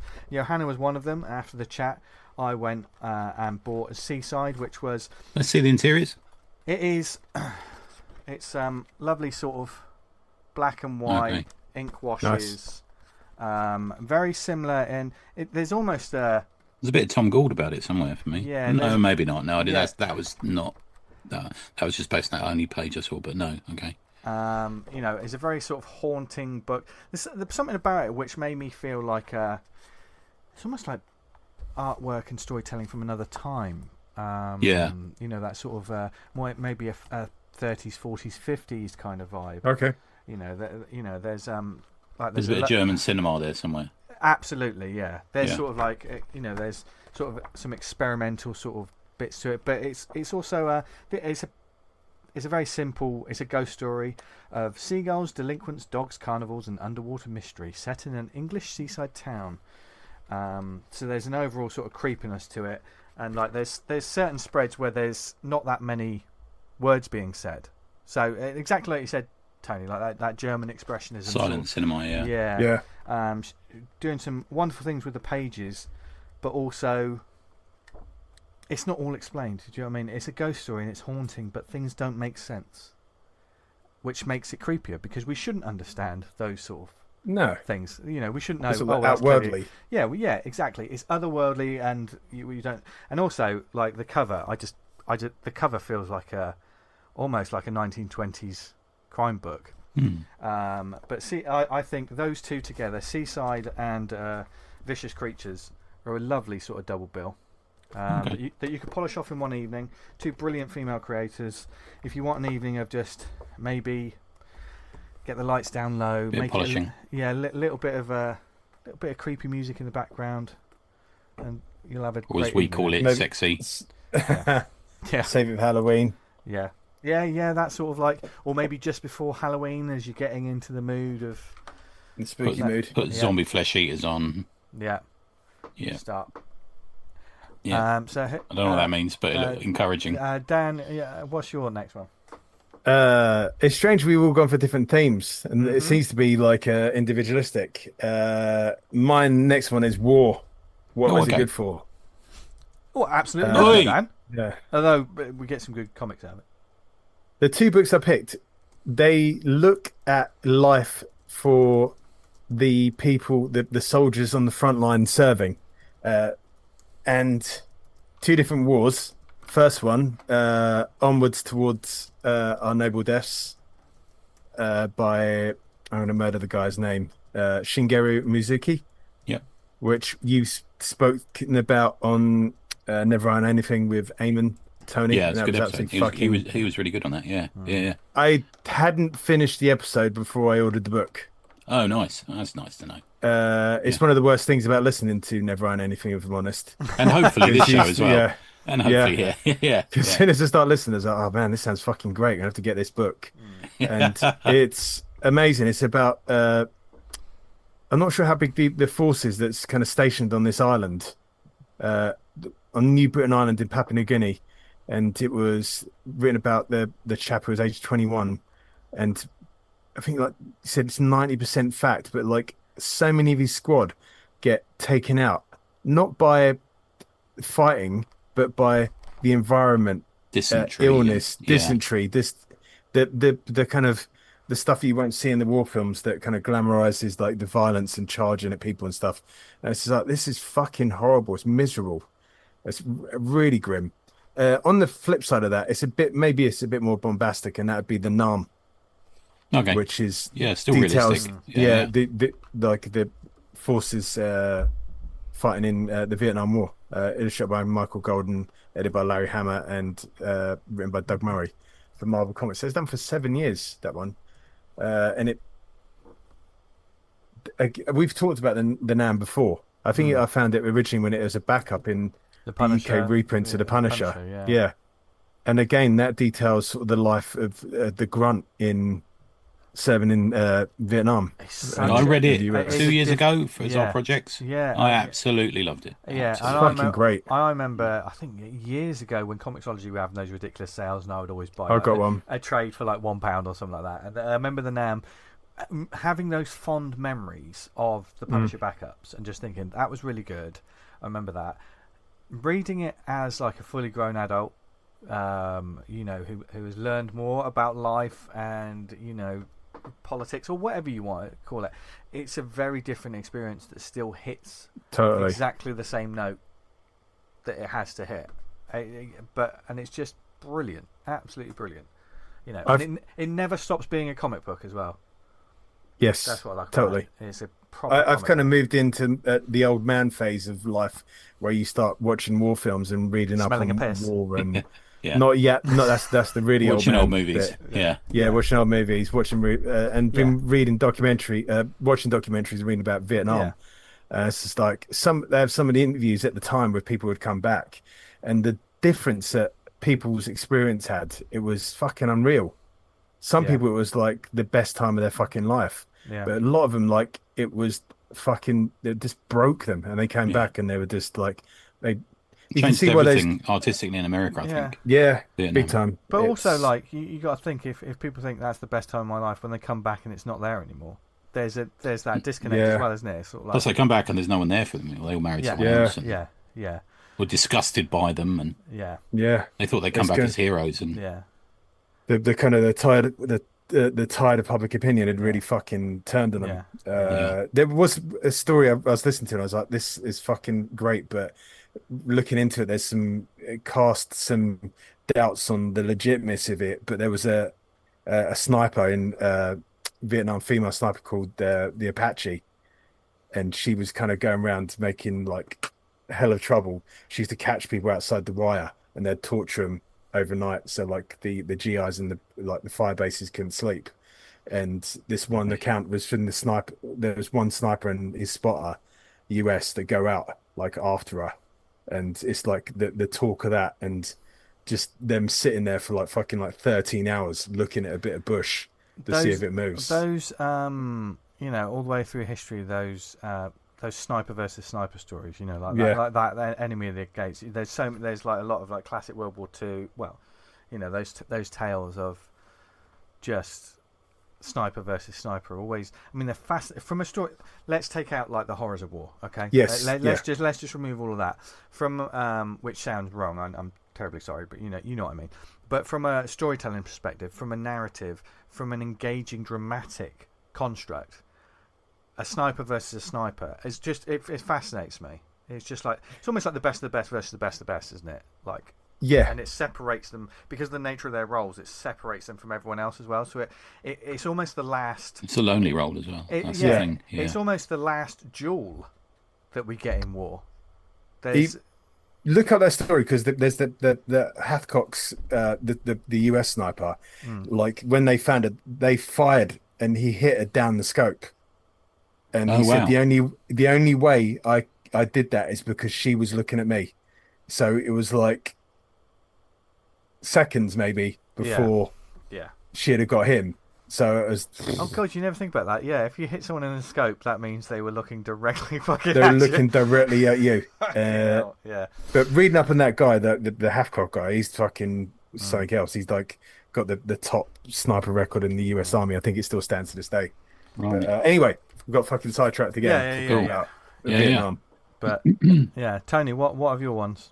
So let me just give you the first one, and this is my daytime holiday read, and that is let me see if you can guess. Avengers issues 89 to 97, 1971 to 1972. What was the story? It sets the stage for a lot of other things. Oh God, you say Avengers. Roy Thomas wrote it. Neil Adams, Sal Buscema, and John Buscema drew it. Yeah. So yeah, and this was two people fighting. It's a war. Kree Skull War. Oh, the Kree Skrull War. Oh, okay. Yeah. Much quoted and little read, I'm going to say. Yeah. Okay. But it sets the stage for so much. It's a legacy narrative that they don't really touch upon that much. They don't. And the actual war bit of it isn't that whole run. It's actually quite a short little run of comics, but beautifully done, especially the Neil Adams stuff. Gorgeous. Starts on Earth, heads into space. As I say, I think it's one of the granddaddies of the event comics as well that we see now. How many event series at Marvel have tried to copy what happened in the Kree Skrull War? Just in the last 10 years. Numerous. Yeah. Big cast of characters. How many years after... Oh, forgive me if I'm wrong, but Secret Wars, when did that... 14 years. 14 years after? Something like that, 12 years? Yeah. Oh. Yeah, so a fair distance. It sowed the seeds, though, for that. I think so. I think it really did. And what it did is it had this massive cast of characters. So the Inhumans are in it, and the various Avengers come into it. And there's this issue, and this section in an issue where Rick Jones, this supercomputer extracts Golden Age characters out of him to fight. So we get the original Vision turns up and stuff like that. And when I was reading, I was thinking, fucking hell, who are these characters? You know, like when you're a kid, it's like you're collecting stickers, aren't you, for superheroes? Yeah. It's like, I want to know who this is. I want to know what his powers are. It's a bit like that. I literally was with Secret Wars. Yeah, that's true. Yeah. So I thought, okay, so that was almost like, I think I read it in some British reprints originally. And I've reread it a number of times since. This is the great space battle where Thor's throwing his hammer through spaceships. Great. But I thought, right, I want to see in the genesis of that as a team event book for me, where do I go? Where did I go after that, and how does it change over the next couple of decades? When you're talking about this double bill, then are you talking about like a big chunky trade of it? Get the trade and I mean, to be fair, it's not very long. A lot of that is prep. A lot of that is kind of things that link into the main narrative, which comes later. But yeah, so it's 8 issues. I don't think I've ever read it. I don't think personally I've never read it properly. So it's one of those. It's a big Captain Marvel. When Captain Marvel was a man back then. Yeah. So I thought, right, I've got this team thing that is kind of the genesis of an event book, and it's just a team. It's not innocent feeling, but they're more innocent times, and I want to then experience what happened to team books. So in the evening, during my darker, dirtier reading habits of the evening, in Marbella on the beach, I picked up The Authority Volume 1 to read. Hey, mate. To see how that's changed. So, Warren Ellis, Brian Hitch. And they, again, I know it's deconstruction to a certain extent, isn't it? The Authority. It came out of Stormwatch, didn't it? Degree, yeah. But it's also a reflection of the times, in a way. Yeah. the reflection of what people want. You've got this, all these different characters. You've got gay characters, for example. You've got a city dwelling character. You've got a cybernetic character. Very different, but the dynamics are there. You've got the Thor character. You've got the Captain America character. You've got the Iron Man character almost. The Batman character. Yeah, you have, haven't you? Yeah. So I wanted to see how it has changed, and it is much more violent. It's not as decompressed as I remembered it being. Actually, a lot of stories fitted into the Authority. Yeah. I think that's down to Ellis. I think he knows what he's doing. Please come back to us. Yes, please. I think in that. So when did that come out? 99. So how many years is that? I mean, that's 27 years for it to change. To change from being this, oh look, we're doing this cosmic thing. It's quite a thing. We're not spinning it off into other series or anything. To being the Authority. And God bless the Authority, you didn't have to buy 45 different series to fucking work out what's going on in the Authority. No, yeah. And same happened when turned up. Go on. And the Authority became the Avengers, didn't it? Because they took the Authority and they made the Ultimates. Yeah. Yes. That was the step across the aisle to become. They used that most definitely. Stormwatch, Authority, Ultimates, I think. Without a doubt, it was like they looked at the game plan. Then what they did is like, right, we're going to repurpose that, and the outcome, the Ultimates. Yeah, and it was interesting. It was an interesting exercise, and that is over. It's a longer period from now backwards to when the Ultimates came out. From the Ultimates backwards to when the Kree Skrull War came out. If that makes sense to you. Yeah. It's like 26 years we've got now since the Ultimates coming out, and it's interesting. Is it really? But they're still redoing the Ultimates. We've got fucking one of them turned up in the Superman. It's not the Ultimates, the Authority. Sorry, the Authority. They had fucking the engineer, didn't we? Yeah, of course you did. Yeah. It's been in. Do you notice that they were called? Was it World Watch, not Stormwatch? Planet Watch. Ah, right, Planet Watch. Yeah. Watch, that's it. I never clocked that. Yeah. Okay. Oh, I didn't. Yeah, I didn't clock that. Yeah. I tell you what, though, I know it became a different thing. Like it was a different thing, but I remember reading it when it was in Wildstorm. I quite liked Stormwatch. It was one of those sort of titles. Oh, mate, some of the. I think if you're going to do a collection of the Authority, I think you need the latest Stormwatch issues in there to make sense of it, because it's as good as the Authority. They introduced Midnighter and Apollo in. I think you're right. Stormwatch. Yeah. And who's the dude with the? He looks a bit like that character at The Empire Strikes Back. He's got things over his ears. Bald dude. Oh yeah, no, he's like the top boy of Stormwatch. He's like the controller in the. He's a bit of a villain. Yeah, he looked a bit like Luther in the new movie. If you notice when he had that thing on his ear, I thought. I still think the best Aliens crossover is with Stormwatch.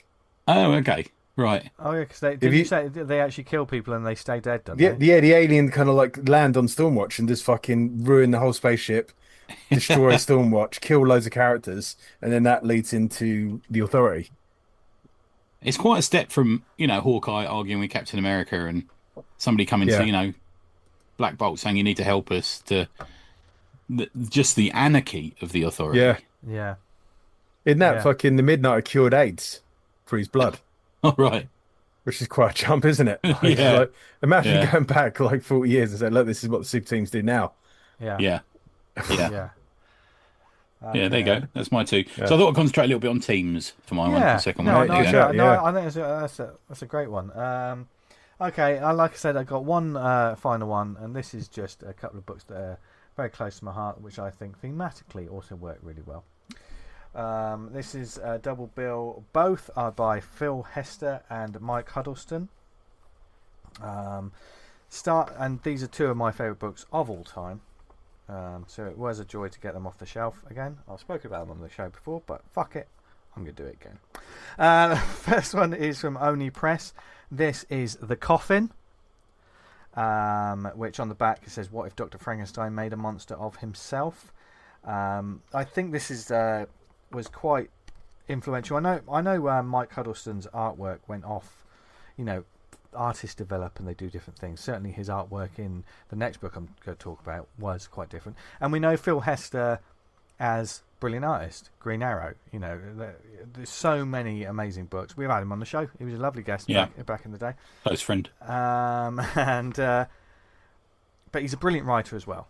And it's a dark sci-fi kind of. There are gothic tones to it, but it's about someone who creates this suit of armor for the soul, basically, and then he's almost murdered. There's a little bit of the classic, I want to say dark man in some kind of way. Okay. He's not exactly a nice guy, but then he's almost murdered for the technology, and he goes into this suit, which is called is essentially his soul within this suit of armor. It deals with life, death, regrets. There are some.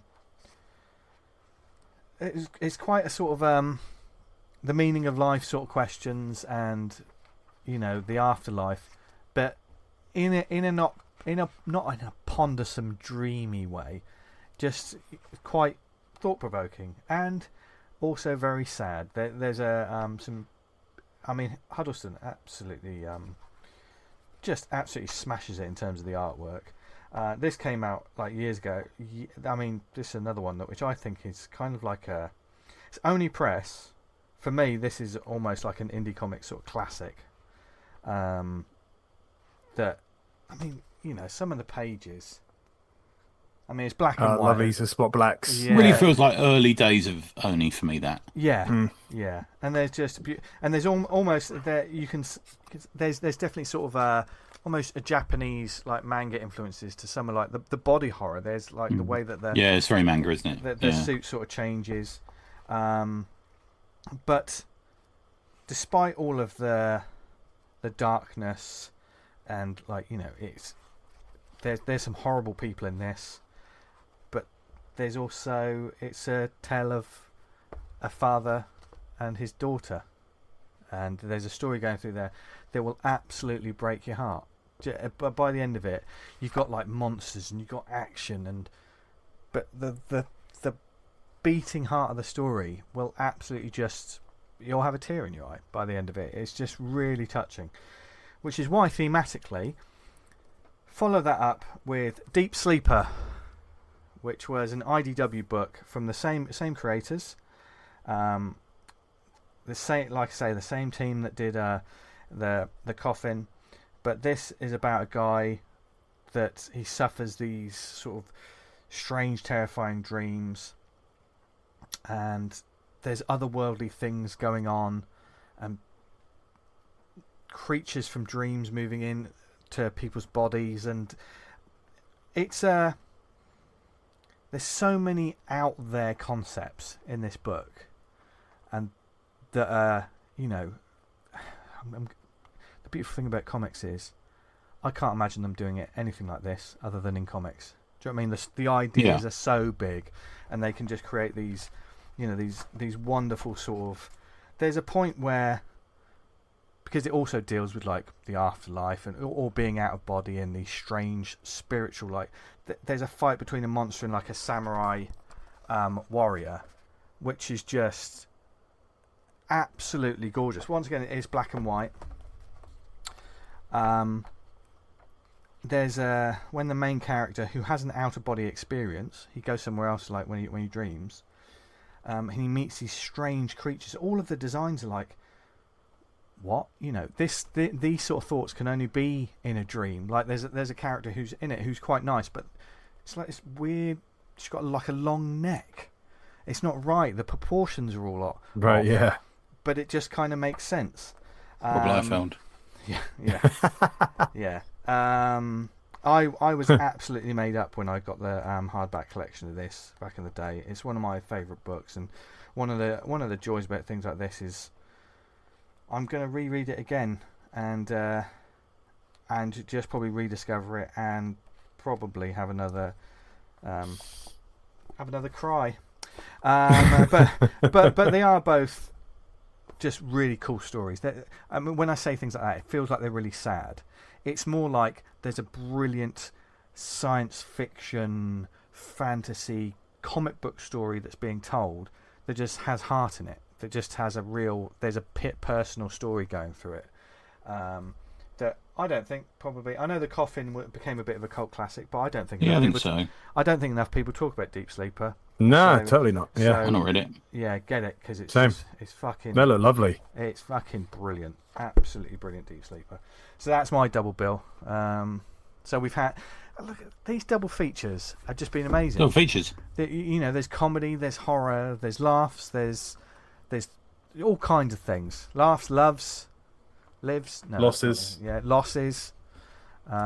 Lasses. But every single one of them, I think, would just be a great day of reading comics. I think, wouldn't it? Just be, no matter how you want to comic reading session. Yeah. Yeah, I mean that's ours personally, but please tell us what I've got one more. Oh, you got one more? Oh, damn. That is what I like to hear, because I'm going to be actually trying out some of the books that the chap's been talking about. So, what have you got, Dan? A couple of quickfire ones that I started off, but I didn't carry through with. I did put Ultimates and Authority because they're very kind of like hand in hand. Ice Cream Man vinyl.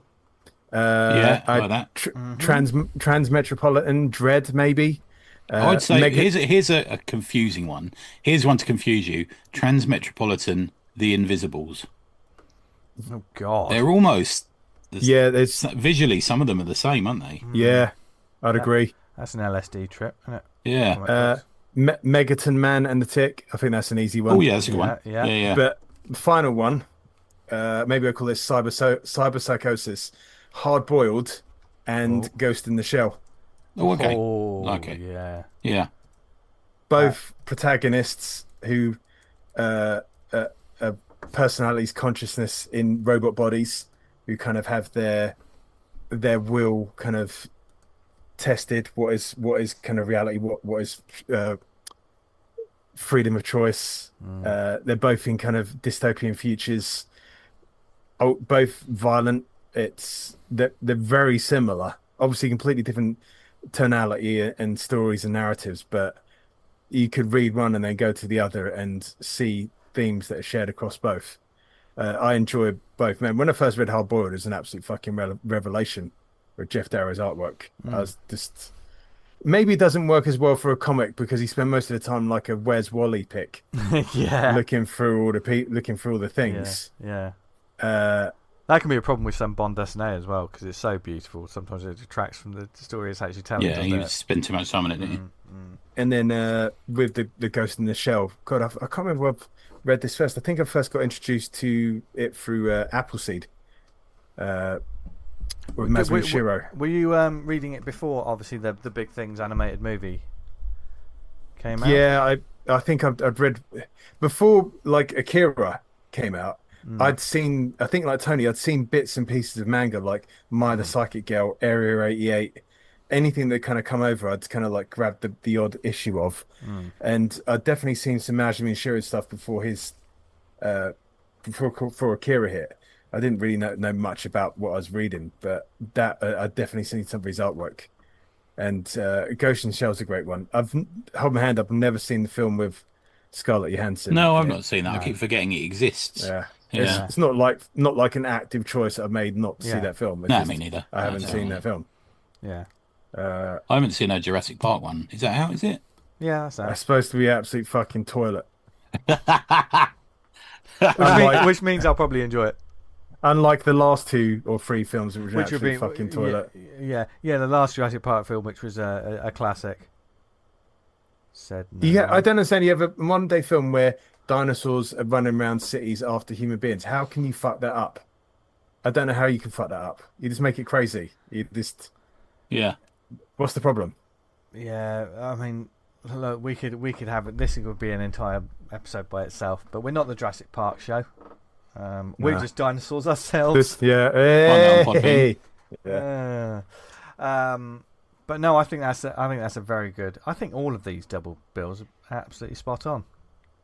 Love to see what the listeners come up with. Yeah. Sure they got. We want to know: are any of you listeners going to try out some of these double bills? Even if you don't try out some of the double bills, if we've mentioned any titles that you haven't checked out, please do check them out, because I think every single one of them is worth checking out. But also, are there any particular double bills you'd like us to check out, or you think would be good for other people to check out? Join us on the Slack. I haven't shouted it out so much recently, but the Slack community is always good doings on there. Slack, for those that don't know, it's like one of those messages. How would you describe Slack? It's like teams, isn't it? It's Like bit more like we try and run it like an old school forum. Comic book forum the different channels that you jump into. But if you're familiar with Teams and Discord. maybe Discord, that's the one. It always fucking slips in mind now. And there's loads of channels on there. Wonderful community of people talking about all different things of comics. So there's a podcast discussion page. So drop it in there. Let us know what sort of double bills you think are cool. And it works in two ways. It's something you think would, it's not just about recommending stuff that you really like. It's quite a fun challenge to think what would work together. And what I'm actually going to do, even though I've suggested it, I was picking books off my shelf basically and thinking these would go well together.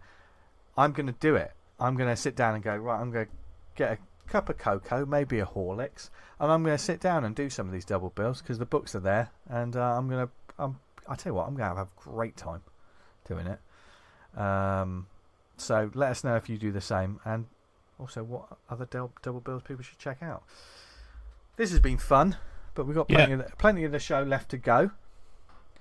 And we've got some shout outs, including one special one that we wanted to elaborate on. We'll do that at the end because I think it deserves a little bit of time. I think we can all agree. But just in general, do we have any other shout outs this week, gents? Oh, a couple. So our buddy Johnny Cannon, he's having a art sale over at his site. Go and look him up. You can get pages from Welcome to the Shit Show for just £20 with packaging and postage. And also add in a free A5 sketch. How good is that? I've got some mate, you want to fucking snap that up. He's fucking 20 quid. Lovely. Fucking hell, is he mad? Yeah. The Witch's Egg by Donya Todd and published by our buddies at Avery Hill has just a few short days to go on Kickstarter, so go and back that one. American Nature 3 is ready to pre-order, so go and pre-order that. It's out in a month or so. And I've just submitted my piece to them when I was with the boys, actually, on Saturday. I'm not sure if I mentioned this one. I don't think I have. Thanks to Tom Stewart for sending me some Hunt Emerson and Bukowski. Now, that's a good double bill, I think, somewhere there. That would have been a good double bill, and it will be. I'll get around to it.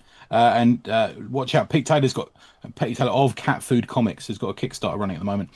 Horillaz. Chillers, Thrillers, and Gorillas. All stories are hosted by the Wretched Warden, a.k.a. the Zookeeper. We like his stuff, past guest, and he used to be on the Lakes podcast, I think I'm right in saying. Pete, so I used to listen to his rambling, which is what the name of it was called, on there, so go and look that one out. There you go. Yeah, Dan, what have you got? I've got one you're going to have to fucking move quick as soon as you hear this podcast back, and that's the Galaxy Grappling Alliance. Galactic Rumble. You demanded it, now we're delivering it like a DDT. Our famous sci-fi wrestling comic is back with GGA3. Fucking hell, I'm sure I've backed this title. It says I haven't, so I'm going to remedy that now on the spot and back that. I better check I haven't backed it on the TBH Comics one. I get two fucking versions of it coming up. Next, we got Now That's What I Call Turning Tricks, issue 4, a comic about a perpetually thirsty waitress and a quest to get laid in a galaxy on the brink of war. That's all I want to have a comic. Yeah, Mike Ashton. That is absolute killer pitch. Let's go. We've got Blam and Glam, sci-fi fantasy comic, issues 1 to 11. New issue of the hit comic. Let's start that again.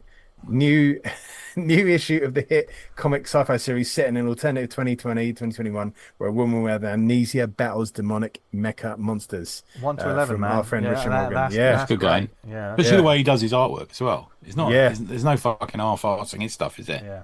I've got the hardback book that he sent through from the first one of issues 1 to 8. It's fucking amazing. It's a really lovely book. It's so well put together. Yeah. He gets some great cover artists to do the variants which are included in the book, so do go check that out. We've got the Fabled 4 remake. The not safe for work dark comedy adventure is Born Again by Jamie Mee, who's obviously he's got a graphic that says 121,560 comics sold via Kickstarter, so that's pretty fucking good. So do go check out Jamie Mee. He's published a whole slew of titles, many of which we've talked about on the show, and I imagine many of which our listeners have read. So I think that's it. Apart from, obviously, Lawless 2026, 9th and 10th of May. Nice, starting early. That's me nice, done. nice, Yeah. nice and early. What do you reckon? We've got about a year and a half till the 50th 2000 AD anniversary. Mate, I Mental. wonder what they're going to do. Hopefully, something. hopefully one of the first things, invite us.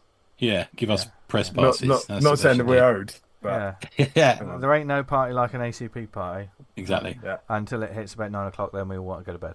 Yeah. But Can I give a quick shout out? I've only read it quickly. Was the from the Slack Catching Stars by Howl Comics. Oh yeah, I had to read through this today. I'm not yet ready to kind of give it a recommend, but when I opened up the package, he's done me an absolutely amazing That's a picture of lovely RoboCop. Yeah. Yeah. I'm going to be framing this for the wall, and it's not for me. It's actually for my big fan, Mr. B. Dutcher. I'll be Dutch. B. Dutcher. Yeah. oh, How's he doing? Have you seen him recently? He's doing it right. I think the allegations have kind of like It's hurting sorted him, that innit? out. Oh so- really? Yeah. Yeah. Wow, that's good. I've got one to talk about on the next episode, actually, which came with the sketch as well. The Nice. next Ah, episode. fantastic. Yeah, good. Nice. Yeah. So, Yeah. Cheers, Hal. But from all of that, Tony, do you want to take control of this one? Yeah, Yes. so last week when we were in a hotel room all together naked, we did mention Jim Shooter put sad passing. Yeah. And I said in that, because we're a disorganised bunch of bastards, I said, we'll probably talk about that later, and we didn't. So just wanted to talk a little bit about Jim Shooter, who I think probably meant quite a lot to all of us, maybe for different reasons, for who passed away at the age of 73 from esophageal cancer. He is a dude, I don't know if you know much about his backstory, but he was like super poor as a kid. He was like, they were a really poor family, like really having trouble making ends meet. And he started submitting scripts to DC at the age of 13. And Wow. a couple of them got accepted until the dude who accepted them found out that he was 13 and made him come in and speak to him. Oh, shit. And so he was writing Legion of Superheroes at 13. I think he's responsible, I'm going to say, Karate Kid he created, Pharaoh Lad, and The Fatal Five. And I think, I'm not sure about this, someone might need to fact check me on this, I think he also created the Parasite for Superman. Wow, okay. So that's pretty good. In 1976, Marv Wolfman employed him at Marvel as an editorial assistant. And then from 1978, at the age of 26, he became the editor-in-chief at Marvel. Fucking hell. Okay. I don't know if you guys have seen it, but there's been quite a lot of outpourings of... There's a lot of people who seem to have to caveat things with he was a difficult individual, but I don't find... Fucking hell. I wish they had some difficult individuals at the tillers of some of these companies sometimes. Yeah. But he certainly steered it in a very financial way with some Yeah. great creative flourishes. And I was looking up some of the good things he'd done. So he made Marvel a financially functional company. I think before that, there is stories about it being a bit all over the place. He got a structured royalty system for the creatives, which I think he doesn't get enough credit for. Mate, who's fucking gonna push back against that? That's Yeah. great.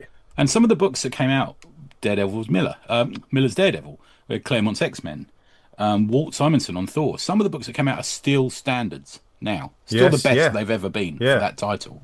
Sienkiewicz on New Mutants. From a company that, I think it was him that said every comic should be someone's first comic. Was that him? I don't know, Stan sure. Lee, wasn't it? Was that Stan? Was it? Okay. I think it Yeah, was. certainly something he was into. And then he had, like, we talked quite a bit about Secret Wars in the bar at the hotel the other day, but Secret Wars came out as well for a good and bad, I think. And then he moved over to Valiant, and took over there, and jumped backwards and forwards a bit at Valiant. I met him once at the New York Comic Con 15, 20 years ago, and he was sat on his own. They used to have like an upstairs area that was him, a load of people playing Magic the Gathering or whatever the card game was then, Gary Coleman, and a load of tables where people were drinking coffee, and he was just sat there on his own. I got to speak to him, and he was quite self-effacing, very quiet but chatty. He's got quite a low voice. I mean, he's 6'7" Yeah. if he stands up. So fortunately, Big he didn't. fella. But yeah, Val Mayrick. I think Mike Barron put this on his Twitter because he's working with Val Mayrick at the moment. I don't think he has social media, but he was saying Val Mayrick, when Shooter was editor in chief, Val Mayrick ran a martial arts class of some kind, and a lot of the people from the bullpen would come to it, and he said never at any point did Jim Shooter throw his weight around because he's the editor in chief. He was humble, He was keen to learn stuff like that. And Larry Hammer, who you mentioned earlier, he described him as a complicated man who tried to do the best thing. I mean, I'd love that as an epitaph. Mate, if someone said that about me, that'd be great. Yeah. And Because he was certainly in it's charge not of Marvel for you guys as well, wasn't he? Oh yeah. There's a I remember that what was that Marvel Comics biography? Really. Oh, Marvel: The Untold Story. The Untold Story. There's a fair bit about Jim Shooter in that. That's sort of like, quite interesting. It's a great book anyway, but yeah, it's good audio book as well. I bought it recently to have a listen to it. Jim Shooter's one of those ones that when I was reading comics, kind of unaware of, like I say, it was his presence, the foundational things that he puts in, and it gets me sometimes. What, like I say, there's people going, "Oh, difficult to work with," or it's like, what? Why do you feel the need to say that? And then when you hear like the genuine, and there's a genuine professionals who obviously did some classic comics, and they come out and you don't have to say someone was the greatest person in the world. It's like, no, but they're responsible for this, and this, and there's respect.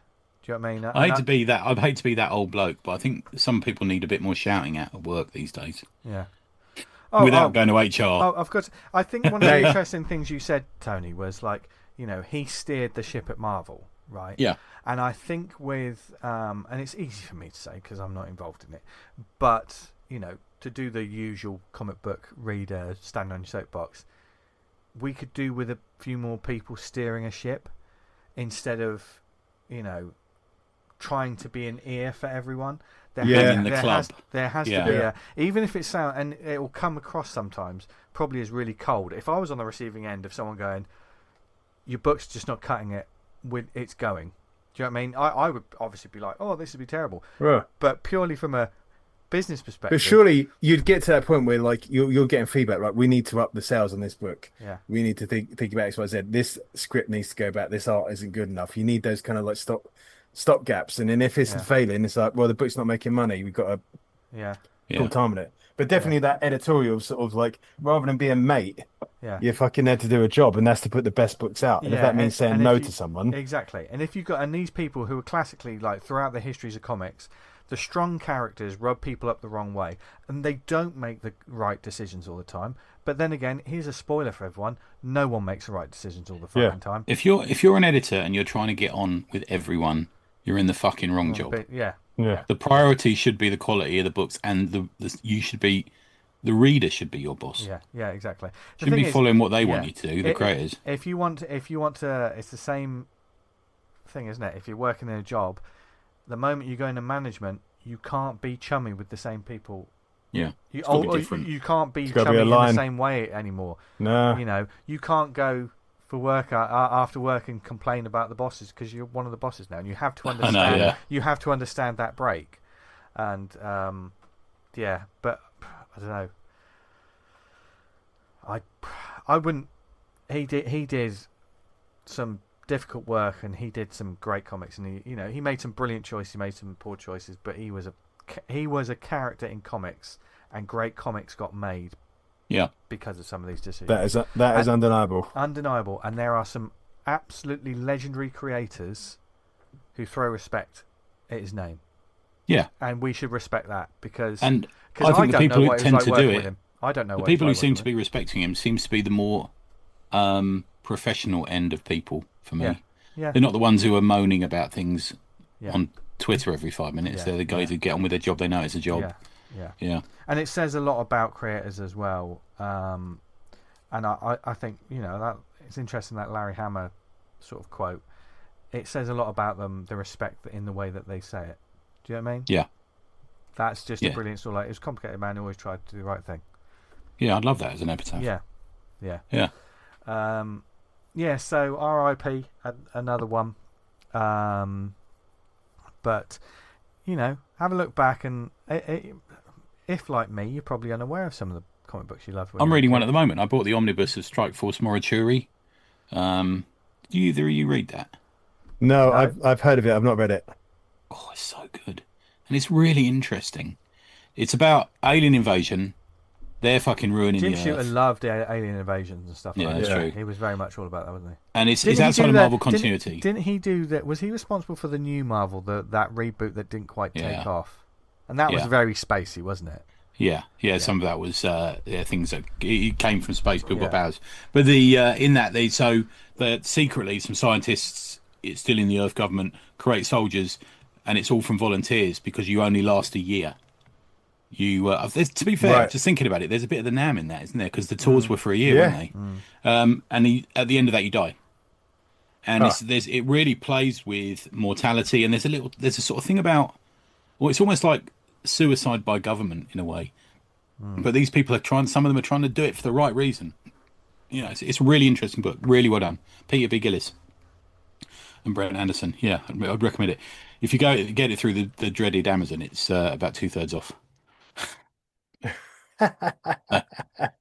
So ordered it. There you go. So from all that, all those great books, to recommending some books, and we've got a whole bunch to talk about.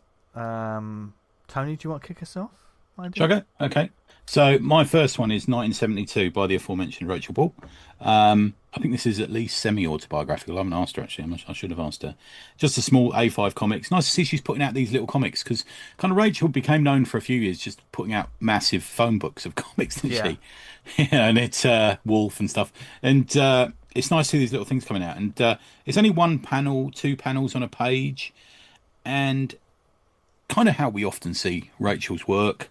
It's she's got this way of doing panels of that they're sort of slightly wonky, and stylistically it's a choice. It's not, it's not she's got a crap ruler or something, but there's just these sort of hand drawn, shaky out external panels that are just a bit. They're not meant to be like dream shaped, but there's a little bit that gives you the sensitive nostalgia. You're walking into it rather than just sharp edged squares. There would be different feeling to them somehow. And as with a lot of her work, it's part innocent, it's part nostalgia, as I say, it's part biting, it's part sad, and part sort of warmingly stroke worryingly funny as well, which I'll explain when I go into it a bit. Drawn in almost her graphite pencil style, but don't let that put you off. Don't think it's going to be scratchy, sketchy. It's not. It's very, very cartooning. She knows her cartooning. She does great facial acting. There's a kid in this. You know what it's this kid. I think it's her as a kid feeling at each panel. You can easily tell. It opens up with a family, and they're coming back from holiday. It's a mum and son and a daughter. The daughter's sitting in the back with the sort of seatbelt stretched across her, and the daughter suddenly is taken with this shock that B-bar, which I think is her blanket, has been left behind, and the fear of losing this blanket grips her for the rest of the journey. And mum's saying, don't worry, it's probably in the boot, and she's like, I'm sure it's not. And it's just I don't know if you ever do this. I often drive away from home and think, did I put my bag in the boot? And stop the car, get out, look in the boot. Oh yeah, of course I did, because I'm an idiot. And then I drive on. So sometimes I leave the office, and 5 minutes later, like, did I put my laptop in my bag? And I stop, and I was like, yeah, I did. Yeah, I do that all the time, And this fear, this abject fear, sort of takes hold of her as she's driving home, and she just worries all the time. And her brother is, I think it's called Andrew. He doesn't help her at all, because he's a big Bruce. I think he must be the older brother. He's a big Bruce Lee fan, so he keeps quoting Bruce Lee out, and she's like, shut up and stuff. And it's just this sort of short story. There's a finality to it, and the finality and the way that she finishes the story adds a little bit of colour. So there's a bit of red in there, and you'll see why. I won't ruin it for you if you look at it. And she does stories with emotional. I mean, that's a nothing story. Well, it's not a nothing story, but that's an incidental story in the life of someone, in a way. And a lesser creator would not make that interesting. But because Rachael has the ability to drop you into the back seat, sitting next to her as a kid, and watch her, feeling these emotions, it's very well done. In fact, the colour is a narrative part of it as well. Wait till you see it; it's very good. You can buy this by looking her up on Instagram. If you go to Rachael, Rachael, Rachael Ball Cartoons, and you can also look out for her Comics Workshop's graphic novel Your Life, which is. This is probably, I'm going to guess this is a lesson in it. I'm going to say this probably, structures a lesson plan for it, about the power of mums. You'll soon see when you read it, but mum sorts it out for her, and yeah, nice little story. Go look it up. Find her on Instagram. Buy a copy. 1972 by Rachael. Nice. No, nice. That's great. I'm going to jump in with mine just quickly. A book that I discovered via Only Press, looking for something nice, new, and because I'm a magpie, whatever the cover is, I might be drawn in by it. And I found one from Oni. Once again, Oni again. This is from Justin Jordan. We know from the Strange Talent of Luther Strode, a personal favourite of mine. I think Dan. Lovely, yeah. Well. And Chris Shahan, known from the House of Slaughter. I swear I've seen him on other stuff as well. This is Mine is a Long Lonesome Grave, which is another one of those. Oh, we've got a long title, have we? Yeah. We had a little chat on the WhatsApp about there's a few books that have this. Sometimes the title is so amazing that the book could never match it, but other times it's just there's a nice bit of poetry to it. And Mine is a Long Lonesome Grave feels like almost pulp western. There's something western about it, which it kind of is. It does have that kind of feel to it, but it's a revenge horror. This one, a crime sort of revenge horror with a little bit of a supernatural twist to it. The synopsis is: Harley Creed is a bad man. He used to be worse. A violent ex-con with a string of brutal crimes in his past, he only wanted one thing when he finally walked free from prison: to leave Briar Falls behind and disappear forever. But Harley's hometown has a strange way of swallowing people whole. And now that Harley has returned, pent-up vengeance for his past crimes is about to come roaring back. Somebody has put a hex on him, and Harley has 7 days before he dies in twisted, screaming agony. So, it's... and there's a bit more to the synopsis. I was reading it thinking, there's too much here, because, as always, I went in sight unseen. The cover for number 1 immediately caught my attention. I bought it on Comixology, so I had a flick through, and it had that wonderful... Shahan's artwork it's got that sort of, as always with good sort of crime, supernatural kind of thing. It looks realistic, but it's still a comic book. Do you know what I mean? Like we talk about... What was that book way back in the day that the Kirkman... Outcast. Do you remember Outcast by Kirkman? It had that kind of like... a little bit of that kind of vibe, but this one's a little bit dirtier, a bit grimier. It's almost like there's a little bit of the Coen brothers doing Mandy kind of stuff. Because as I was reading it, it's only by reading like back matter that it feels like the supernatural curse is real. Because in the book itself, there's almost a fine line of he's not quite sure. He's starting to see things. He's come back. He just wants to leave. He's done horrible things, but this family want him to die horribly. And now that he knows that there's this curse, he's like, right, I've got days to kill the people that have done this to me, or I'm literally going to rot and die. And a horrible thing. It's only going to get worse for him. So we got that wonderful. The sand timer has immediately been flipped over from issue 1. So, which is good because it means that the story, which I think is about 5 issues, I think 5 or 6 issues, the pace has been established, and it's only going to get worse for him. The first issue is kind of a setup, but by the end of it, and I was sort of talking to the guys like, yeah, I bought it on Comixology. The first issue is also available on Global Comics, which I only discovered after I bought it. But I'm going to go back. I'm not sure when the next issues are going to come out, but I'm going to go and buy them anyway, because the story just really hooked me. I want to see how things... I think we all love a revenge tale, like a nice, hell yeah, like a grimy... It's got that, but an added layer of how are things going to get worse for this badass as it goes on. The first page, immediately I thought, okay, this is a little more grindhouse. Those video nasties possibly, because it starts off, there's a guy sort of duct taped to a chair. Behind him you see these weird, almost supernatural faces, and it's all dark, but all their eyes are just white sort of dots, so it looks creepy. Like when an animal's at night and it just catches their eyes, which the main character has on the cover. and he's the main character can see this, and he says, "Right now, I ain't sure I trust my eyes. I ain't sure what that says about my soul." And he holds up. He's got a hammer. And he's got a bunch of big fucking nails, like spikes. And he just said, "These are crossroads spikes from when the rail went through. They say if you pound them through the eyes, the soul can't leave the body. Just an eternity trapped in dark and decay. I can't say if that's true or not. Let's find out." And the last panel's like one of the fucking spikes right next to this bloke's eye, and I thought, that is a good first page. And then it cuts back, and I was like, right, okay, let's see where we go here. So I think there's going to be a good amount of brutality. It's not so much shown in there are, you know, this isn't a all ages book, but I think it's only going to get darker from issue 1. But there's a nasty vibe to it, which I really dig. And I think Justin Jordan, he can.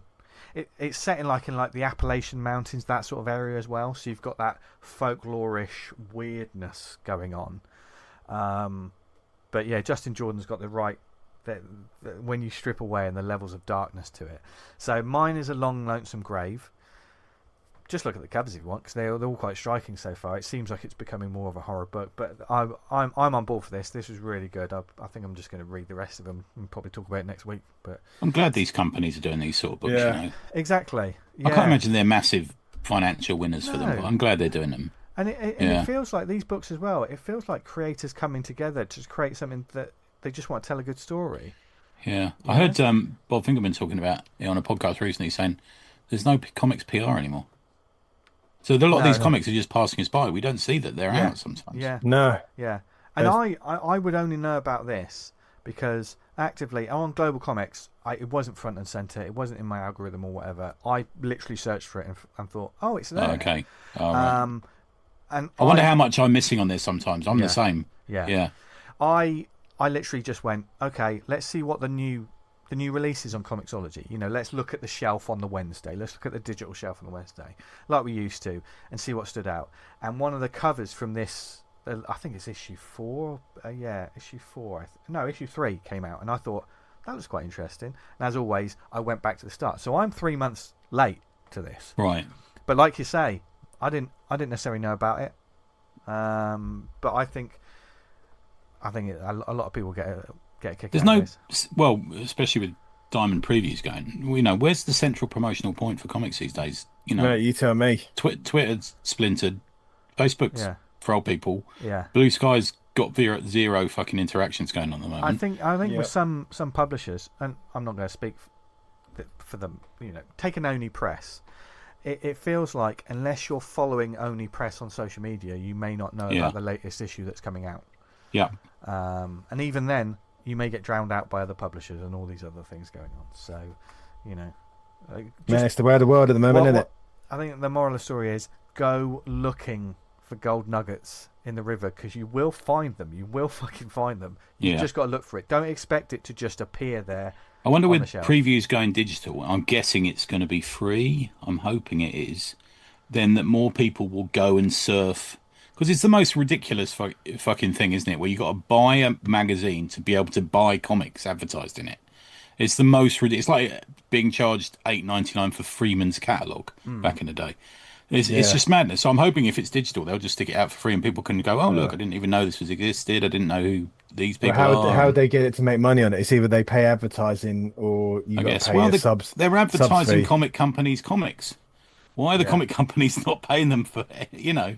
Yeah. And maybe the listings are free. I don't know. I'd love to. I think some of the listings are. Some of the listings are not. It depends where you are in it. Yeah. There's advertising at the front end. Yeah. You could probably pay for like a kind of highlighted entry to sort of say. I think that's the case. Yeah. Joe Blogs issue 1. I literally just bought 2, 3, and 4 just then. So well done. double. Yeah. So I look forward to reading the rest of it. So okay, that's mine. Dan, do you want to jump in? My comic, which I'm going to be talking about, I was shouted out for weeks and weeks on the shout outs, and I bought it myself. Distinctly British Comics issue 1. Yes. It's a 40-page anthology series with 7 stories. I'm going to caveat this by saying straight off the rip, as with all anthologies, there's going to be titles in or strips in there that you don't like. it can't please everyone. Yeah. But for the whole, this is like there's one here I didn't like. The rest of them are winners. So we've got the first one. That's a good hit rate. Yeah, Fragmented Flashback by Cara D. Roscoe. This is one of the standouts for me. It's like a nightmarish recollection of a surreal childhood. It's really good. The art and writing on it are just marry up perfectly. It's a really good one. I can't wait to see more. I'm going to look up Cara and see more of her stuff. It kind of feels like it could find a home at somewhere like Nobrow, or kind of it's a bit darker than Nobrow kind of stuff. Maybe Over Hill, but I really enjoyed it. Great stuff. The next one was Bound by Sammy Weller. This one was a little harder I got on with. The synopsis is there's a kind of an ancient war between God and these angels, and then later on the kind of war kind of spills out into Earth. The art is great. It works well with kind of the story you're trying to tell. Lovely use of inks, some great dynamic panel work throughout. I've got to say, I wasn't too sure what was happening in the story. I feel like sometimes you read a comic and people have got an idea of the story they're telling, but they're not. Yeah, I see that. Yeah, they're not telling the story. not translating it onto the page. Yeah. So like we're getting a glimpse of the story, but you've got how you tells the story is not the way you're thinking the story. So it kind of when I got to the end of it, I was like, I'm not quite sure what's happening with that. Yeah, when I was at Down the Tubes, I remember reviewing a comic for someone and saying, I don't really know how that ended. It didn't really make sense for me. Yeah. And getting, honestly, like a 500-word essay back about what had happened. And I felt like saying, well, if you had to explain it in that length, exactly. no wonder I didn't get it. Yeah. It needs to be, I feel the same, like if you go to a gallery, I don't need to be looking at the card to kind of read it and get a feeling from it. The card will provide additional insights, but I should be able to get a read off of it. Don't like stand there with a fucking red canvas and this represents my childhood in the 1970s. You're like, okay, of course it does. Yeah. But anyway. I mean that's the thing about art as well, isn't it? It's very individual. It's sort of like it evokes a feeling. Do you know what I mean? It's a very personal. But with comics, you're getting there's a reading format, there's text, you're telling the story, whatever. The next one was Figure Eight by Daisy Nina and Sam Lee. This was a good one. She's Figure Eight is like a mysterious master thief who works in a distant galaxy in a distant future, but it could really be any time because she's dressed relatively modern. It's a nice short, sharp one. I think it's only 3 or 4 pages. A lovely sort of art style. It's she kind of fucks over the people she's working for, and she's drawn quite realistically. And then when it cuts to these kind of like creatures, supernatural monsters that she's fucked over, their cartoon-like expression really sells what they're feeling. It's really well animated. Like the animated features of the characters is really well done. That's great. It's that was a nice one. Void and Veil by Matthew Twigg. It's more like he did a pin-up for the book, which he includes and signs. I'll hold it up there if you can see that. Oh, it's like nice, lovely bit of cross-hatching. Yeah, and it's like a double-page spread, which again's got a lovely play with the panels and the layouts. There's something I'm not quite sure what reading order I'm taking the panels in, because it's like on the first page it breaks on the bottom and goes over to the second page. It's like, well, do I start at the bottom there, or do I go back up to the top of page 2? But because it's kind of a bit of a surreal tale, I was like, mate, the kind of confusion kind of helps in a way. I quite liked it. The next one, We Are the Fallen by Will Thomas. It's the story of a fighter wing of spacecraft, and they're on a training exercise, and it kind of goes awry. I really struggled with this one. When I first initially went through the book, it was kind of this one kind of stuck out to me. It's the art style appears to be like elements composited in Photoshop using kind of different sources like photos, illustrations, textures, and honestly, it doesn't really appeal to me. That's massively subjective, each to their own. It's not an art style that I particularly like. The story was absolutely fine. I'd just maybe have a reconsider how you're going to approach that one. I think there's 5 ships in the wing. Each one has their own coloured narrative box for when they're talking in the comms. And it's kind of like the artworks, because it's set in space, is quite monotone, and then you've got these big coloured boxes of the guys talking to one another, the comm system. And I was like, oh man, this is kind of, yeah, it didn't work. This one small production out on that. Each story has got, like, on the inside front cover, there's a logo and a little bit of blurb about what the comic's about, like the back of the DVD box. On that one, there was a lot of text, and they must have shrunk it down to 3 or 4 points to get it to fit. I can't read it. It's no one loads of lines and loads of lines. Minimum 6 for print, I would say, as a rule. Minimum 6. Weird Tales by Sam Lee and Aidan Gillen. It's a short 3-pager about Van Helsing tackling down some vampires. The ending on that one had a little confused, but Aidan's art style had me blast along with that. Was absolutely a joy. My favourite in the comic, The Lord of War by Sam Lee and Aidan Gilman. Krug, the undead warlord, is king. He and his armies have slaughtered their way across Kardak. No foe dare challenge his reign, except one. Rising from the shadows and smoke is a being that even Krug cannot stand against.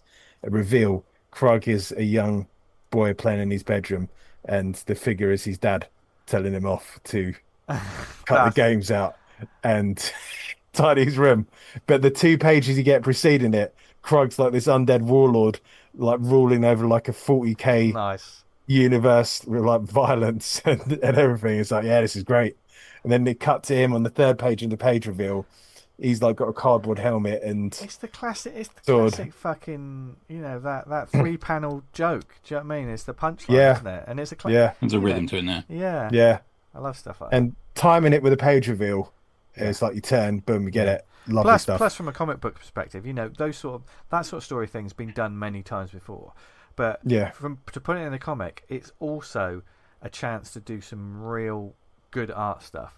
Because you can just go full bore with the imagination nuts, stuff, can't you? And if you get a good juxtaposition between like the imagination world and then you jump to the real world where it's a bit cartoony or a different style, very much like the old Calvin and Hobbes when he's like Spaceman Spiff or something, and then he jumps into that. It's like, oi, it's good. I'll tell you what, it's really strong start from like the New British Anthology. Where are they based? Well, you know?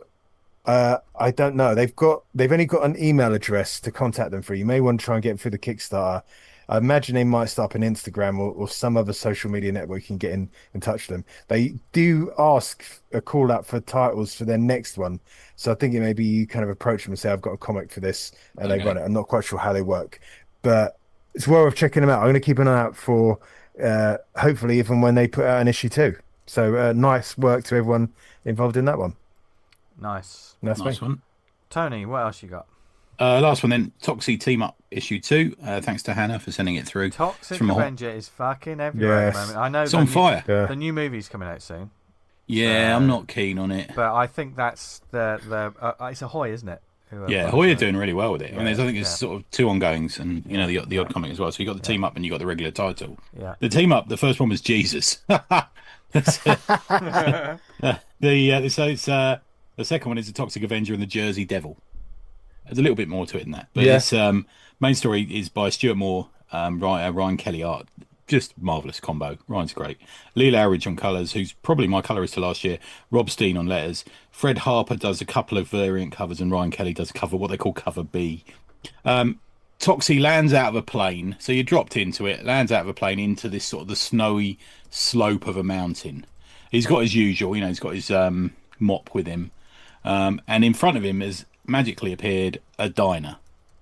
And he's like, oh, that's that about. But he remembers, part of this is flashback to when he was a human. And he remembers going to this diner before as well. So he goes in there. And this is obviously a magical diner.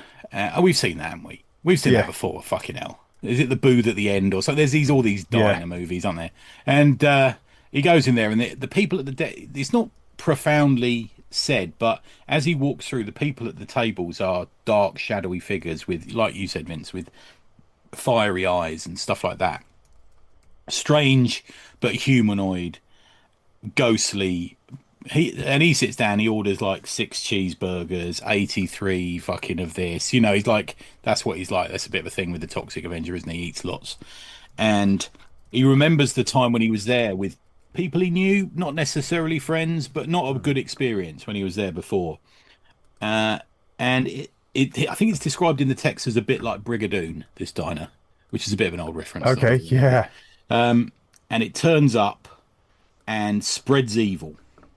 And just at that point, you realise that the toxic Avenger is being confronted by the Jersey Devil, who transforms from the sort of mopping up guy in the diner to being the Jersey Devil, this red sort of winged creature. And they have like a almost like, in Robin Hood fights Friar Tuck with the sort of bow staffs, whatever they called them then. And then he says, "How are you for sword fighting?" And he uses it as if it's a sword. And he, and it becomes this battle between them. But again, it's not as complicated narratively because it kind of is because you got this flashback. But the first one with Jesus was different, but this is equally as good. Okay. I can't wait to see who the third one is going to be. I'd love it to be something stupid. But the Toxic Avenger is... What do you think it'll be? Elvis? That would be a good one, wouldn't it? That was a good one. Yeah, Bubba Hotep. Yeah. Do you think could they do Bubba Hotep? I don't know. Would it be like a kaiju kind of thing? I don't know, kaijus are hot at the moment, aren't they? Yeah. Who knows, really, with them? They're so off the wall. Yeah. I don't know. Romeo and Juliet, we're fans of that, aren't we? But they're swinging. Do you know what I mean? They're absolutely swinging for it, aren't they? Sergeant Kabuki Man. Yeah. We look back on these movies from Troma with a sort of nostalgic eye, don't we? But in all honesty, they're fucking shite. Oh, God, awful. I mean, the thing is, when I was a kid, but that's the beauty of them. They they're going for it. Like, when I was a kid... The name of the movies are better than the actual movies. Rabid Grannies. Yeah. Do you remember Rabid Grannies? Yeah. When I saw footage of that when I was a kid, like in trailers and stuff, it looked horrifying. Now, I think it's I actually think pretty bad. Surf Nazis Must Die got a terrible reputation for being rubbish, but I think it might be one of their best movies. Yeah. Right. Like, Biker Chicks in Zombie Town, again, might be one of their better movies, but sometimes they're a bit of a difficult watch. Yeah. But they're doing what they do, and I'm glad they're doing it. And yeah. Anyway, these comics... are just a fucking great read. This is another cracker. I'm going to buy this physically. Fortunately, Hannah's been sending through to us a sort of week before, but I've been buying them physically off the shelf as well. A bit like Godzilla everywhere else. We're getting some Toxic Avenger. Yeah. 3 issues of a Troma book every month from Ahoy, which I think is great. Let's not forget, we live in a world where it is a quick step from Troma to Superman these days. So, yeah. That's all we need to say. So, yeah, great stuff, great comics. We've spoken about so many books this week. Listeners, we are sorry. I'm not doing the Substack this week, so Dan's got to do it. Yeah, I'm in charge. We are sorry, not sorry for your wish lists being added to. But seriously, anything we've spoken about this week, you will enjoy it if you check it out. And we hope you do check it out. And we hope you enjoyed this week's episode. It was certainly fun to do. Like I say. Yeah. I love doing these little things that I think the listeners can do as well. Do you know what I mean? It's a funny little challenge that makes comics a little bit more than, even if it's just a chance to look back at your shelves, because sometimes we forget about what's on our shelves. Don't we? I love staring at my shelves. It's one of the things I like to do. Yeah, I mean, one day you're going to stare at them as they're sort of toppling over on top of you. Last thing I see. Yeah, it will be. That'd be a beautiful. It's a glorious way to go. Yeah. So make sure that is a beautiful shelf. That's all I've got to say. And as for you beautiful people, if there's anything you want us to talk about in upcoming shows, if you want more of this, and perhaps there's other sort of comics and shows and anything else you want us to talk about on upcoming shows, please do get in touch with us and let us know what you think. You can email us awesomecomicspod@gmail.com. Follow us on social media @awesomecomicspod on Insta. We had a kind of a week off because it was like the birthday week, and if I'm going to be frankly honest, I had no idea what I was going to post about. And it was too hot. So and you can also follow us. It was hot. It's so hot right now. At the Awesome Pod on X. Perhaps you listen to us on Podbean on awesomecomics.podbean.com. If you did, thank you very much. Likewise, if you listen to us on Apple Podcasts, just give us a nice review, maybe a 5-star. I know that's been a little while since we've had a review. Yeah. So it helps get the word out about all of these things. If you leave a nice comment or review, it helps the show get out to more people, and someone might discover it. And And if this is your first show, welcome. We've had a lot of like lovely listeners get in touch with us recently saying they've just started listening to the show, and every single one has been a lovely person. And please do let us know if you've got any books you want us to. Numbers check have out. gone up. What with the different places we're putting it now? Yeah, numbers have really gone up recently, so that's nice. But wherever you listened, we really appreciate it, whether it be Apple, Spotify, Amazon, Stitcher, Podnose, Podknife. What other networks are we on, Tony? We're on the best insult I've heard of all time. Your dad wanks on all fours. Oh my god! Oh my god! Such a fucking picture that. Jesus, Jesus. Bloody hell! Crack of that, innit? That is good. That is a hell of a put down. But one thing that we won't put down is the comics, and we're going to be coming back next week to talk about a whole load more. And who knows who we'll be talking to? We just need to tune in next week to find out. Tune in. And in between, then, where can people find us online, etc.? Tony. Never on anything, or Tony Ez on Substack. Nice, Dan. You can read Vanguard at vanguardcomic.com, and obviously I'm updating my Patreon as I'm going along doing Viper 3, which I'm still working on the title for. Yeah. Seriously, folks, join that Patreon. Yeah. Fucking cheers, thank you. He's smashing it. Shut up, you. He's smashing it. See, I'm doing like and we're going to promote him, but we need to homages, keep him humble. We need to keep him humble. I think Patreon and Substack are some of the places where some of the most interesting work is going on at the moment. Yeah, I'm going to talk about a Patreon next week that I follow. That's just fucking class. Yeah, nice. Because there's a lot of people, much like Dan, who treat it right and actually give people stuff. So, and you can find me on social media at Just Diablo. Thank you very much for listening to the show. Join the Slack, get involved. Keep reading comics, keep making comics, because it inspires us, and we want to read more cool comics, and then we'll talk about them on the show. It feeds itself, because this show is 10 years old, but it ain't fucking going anywhere. So buckle up, because we want more comics to read. Do you know what I mean? More indie comic show. So buckle up, bitch. You're going for a ride. We've got one while we've been recording. Actually, it looks quite good.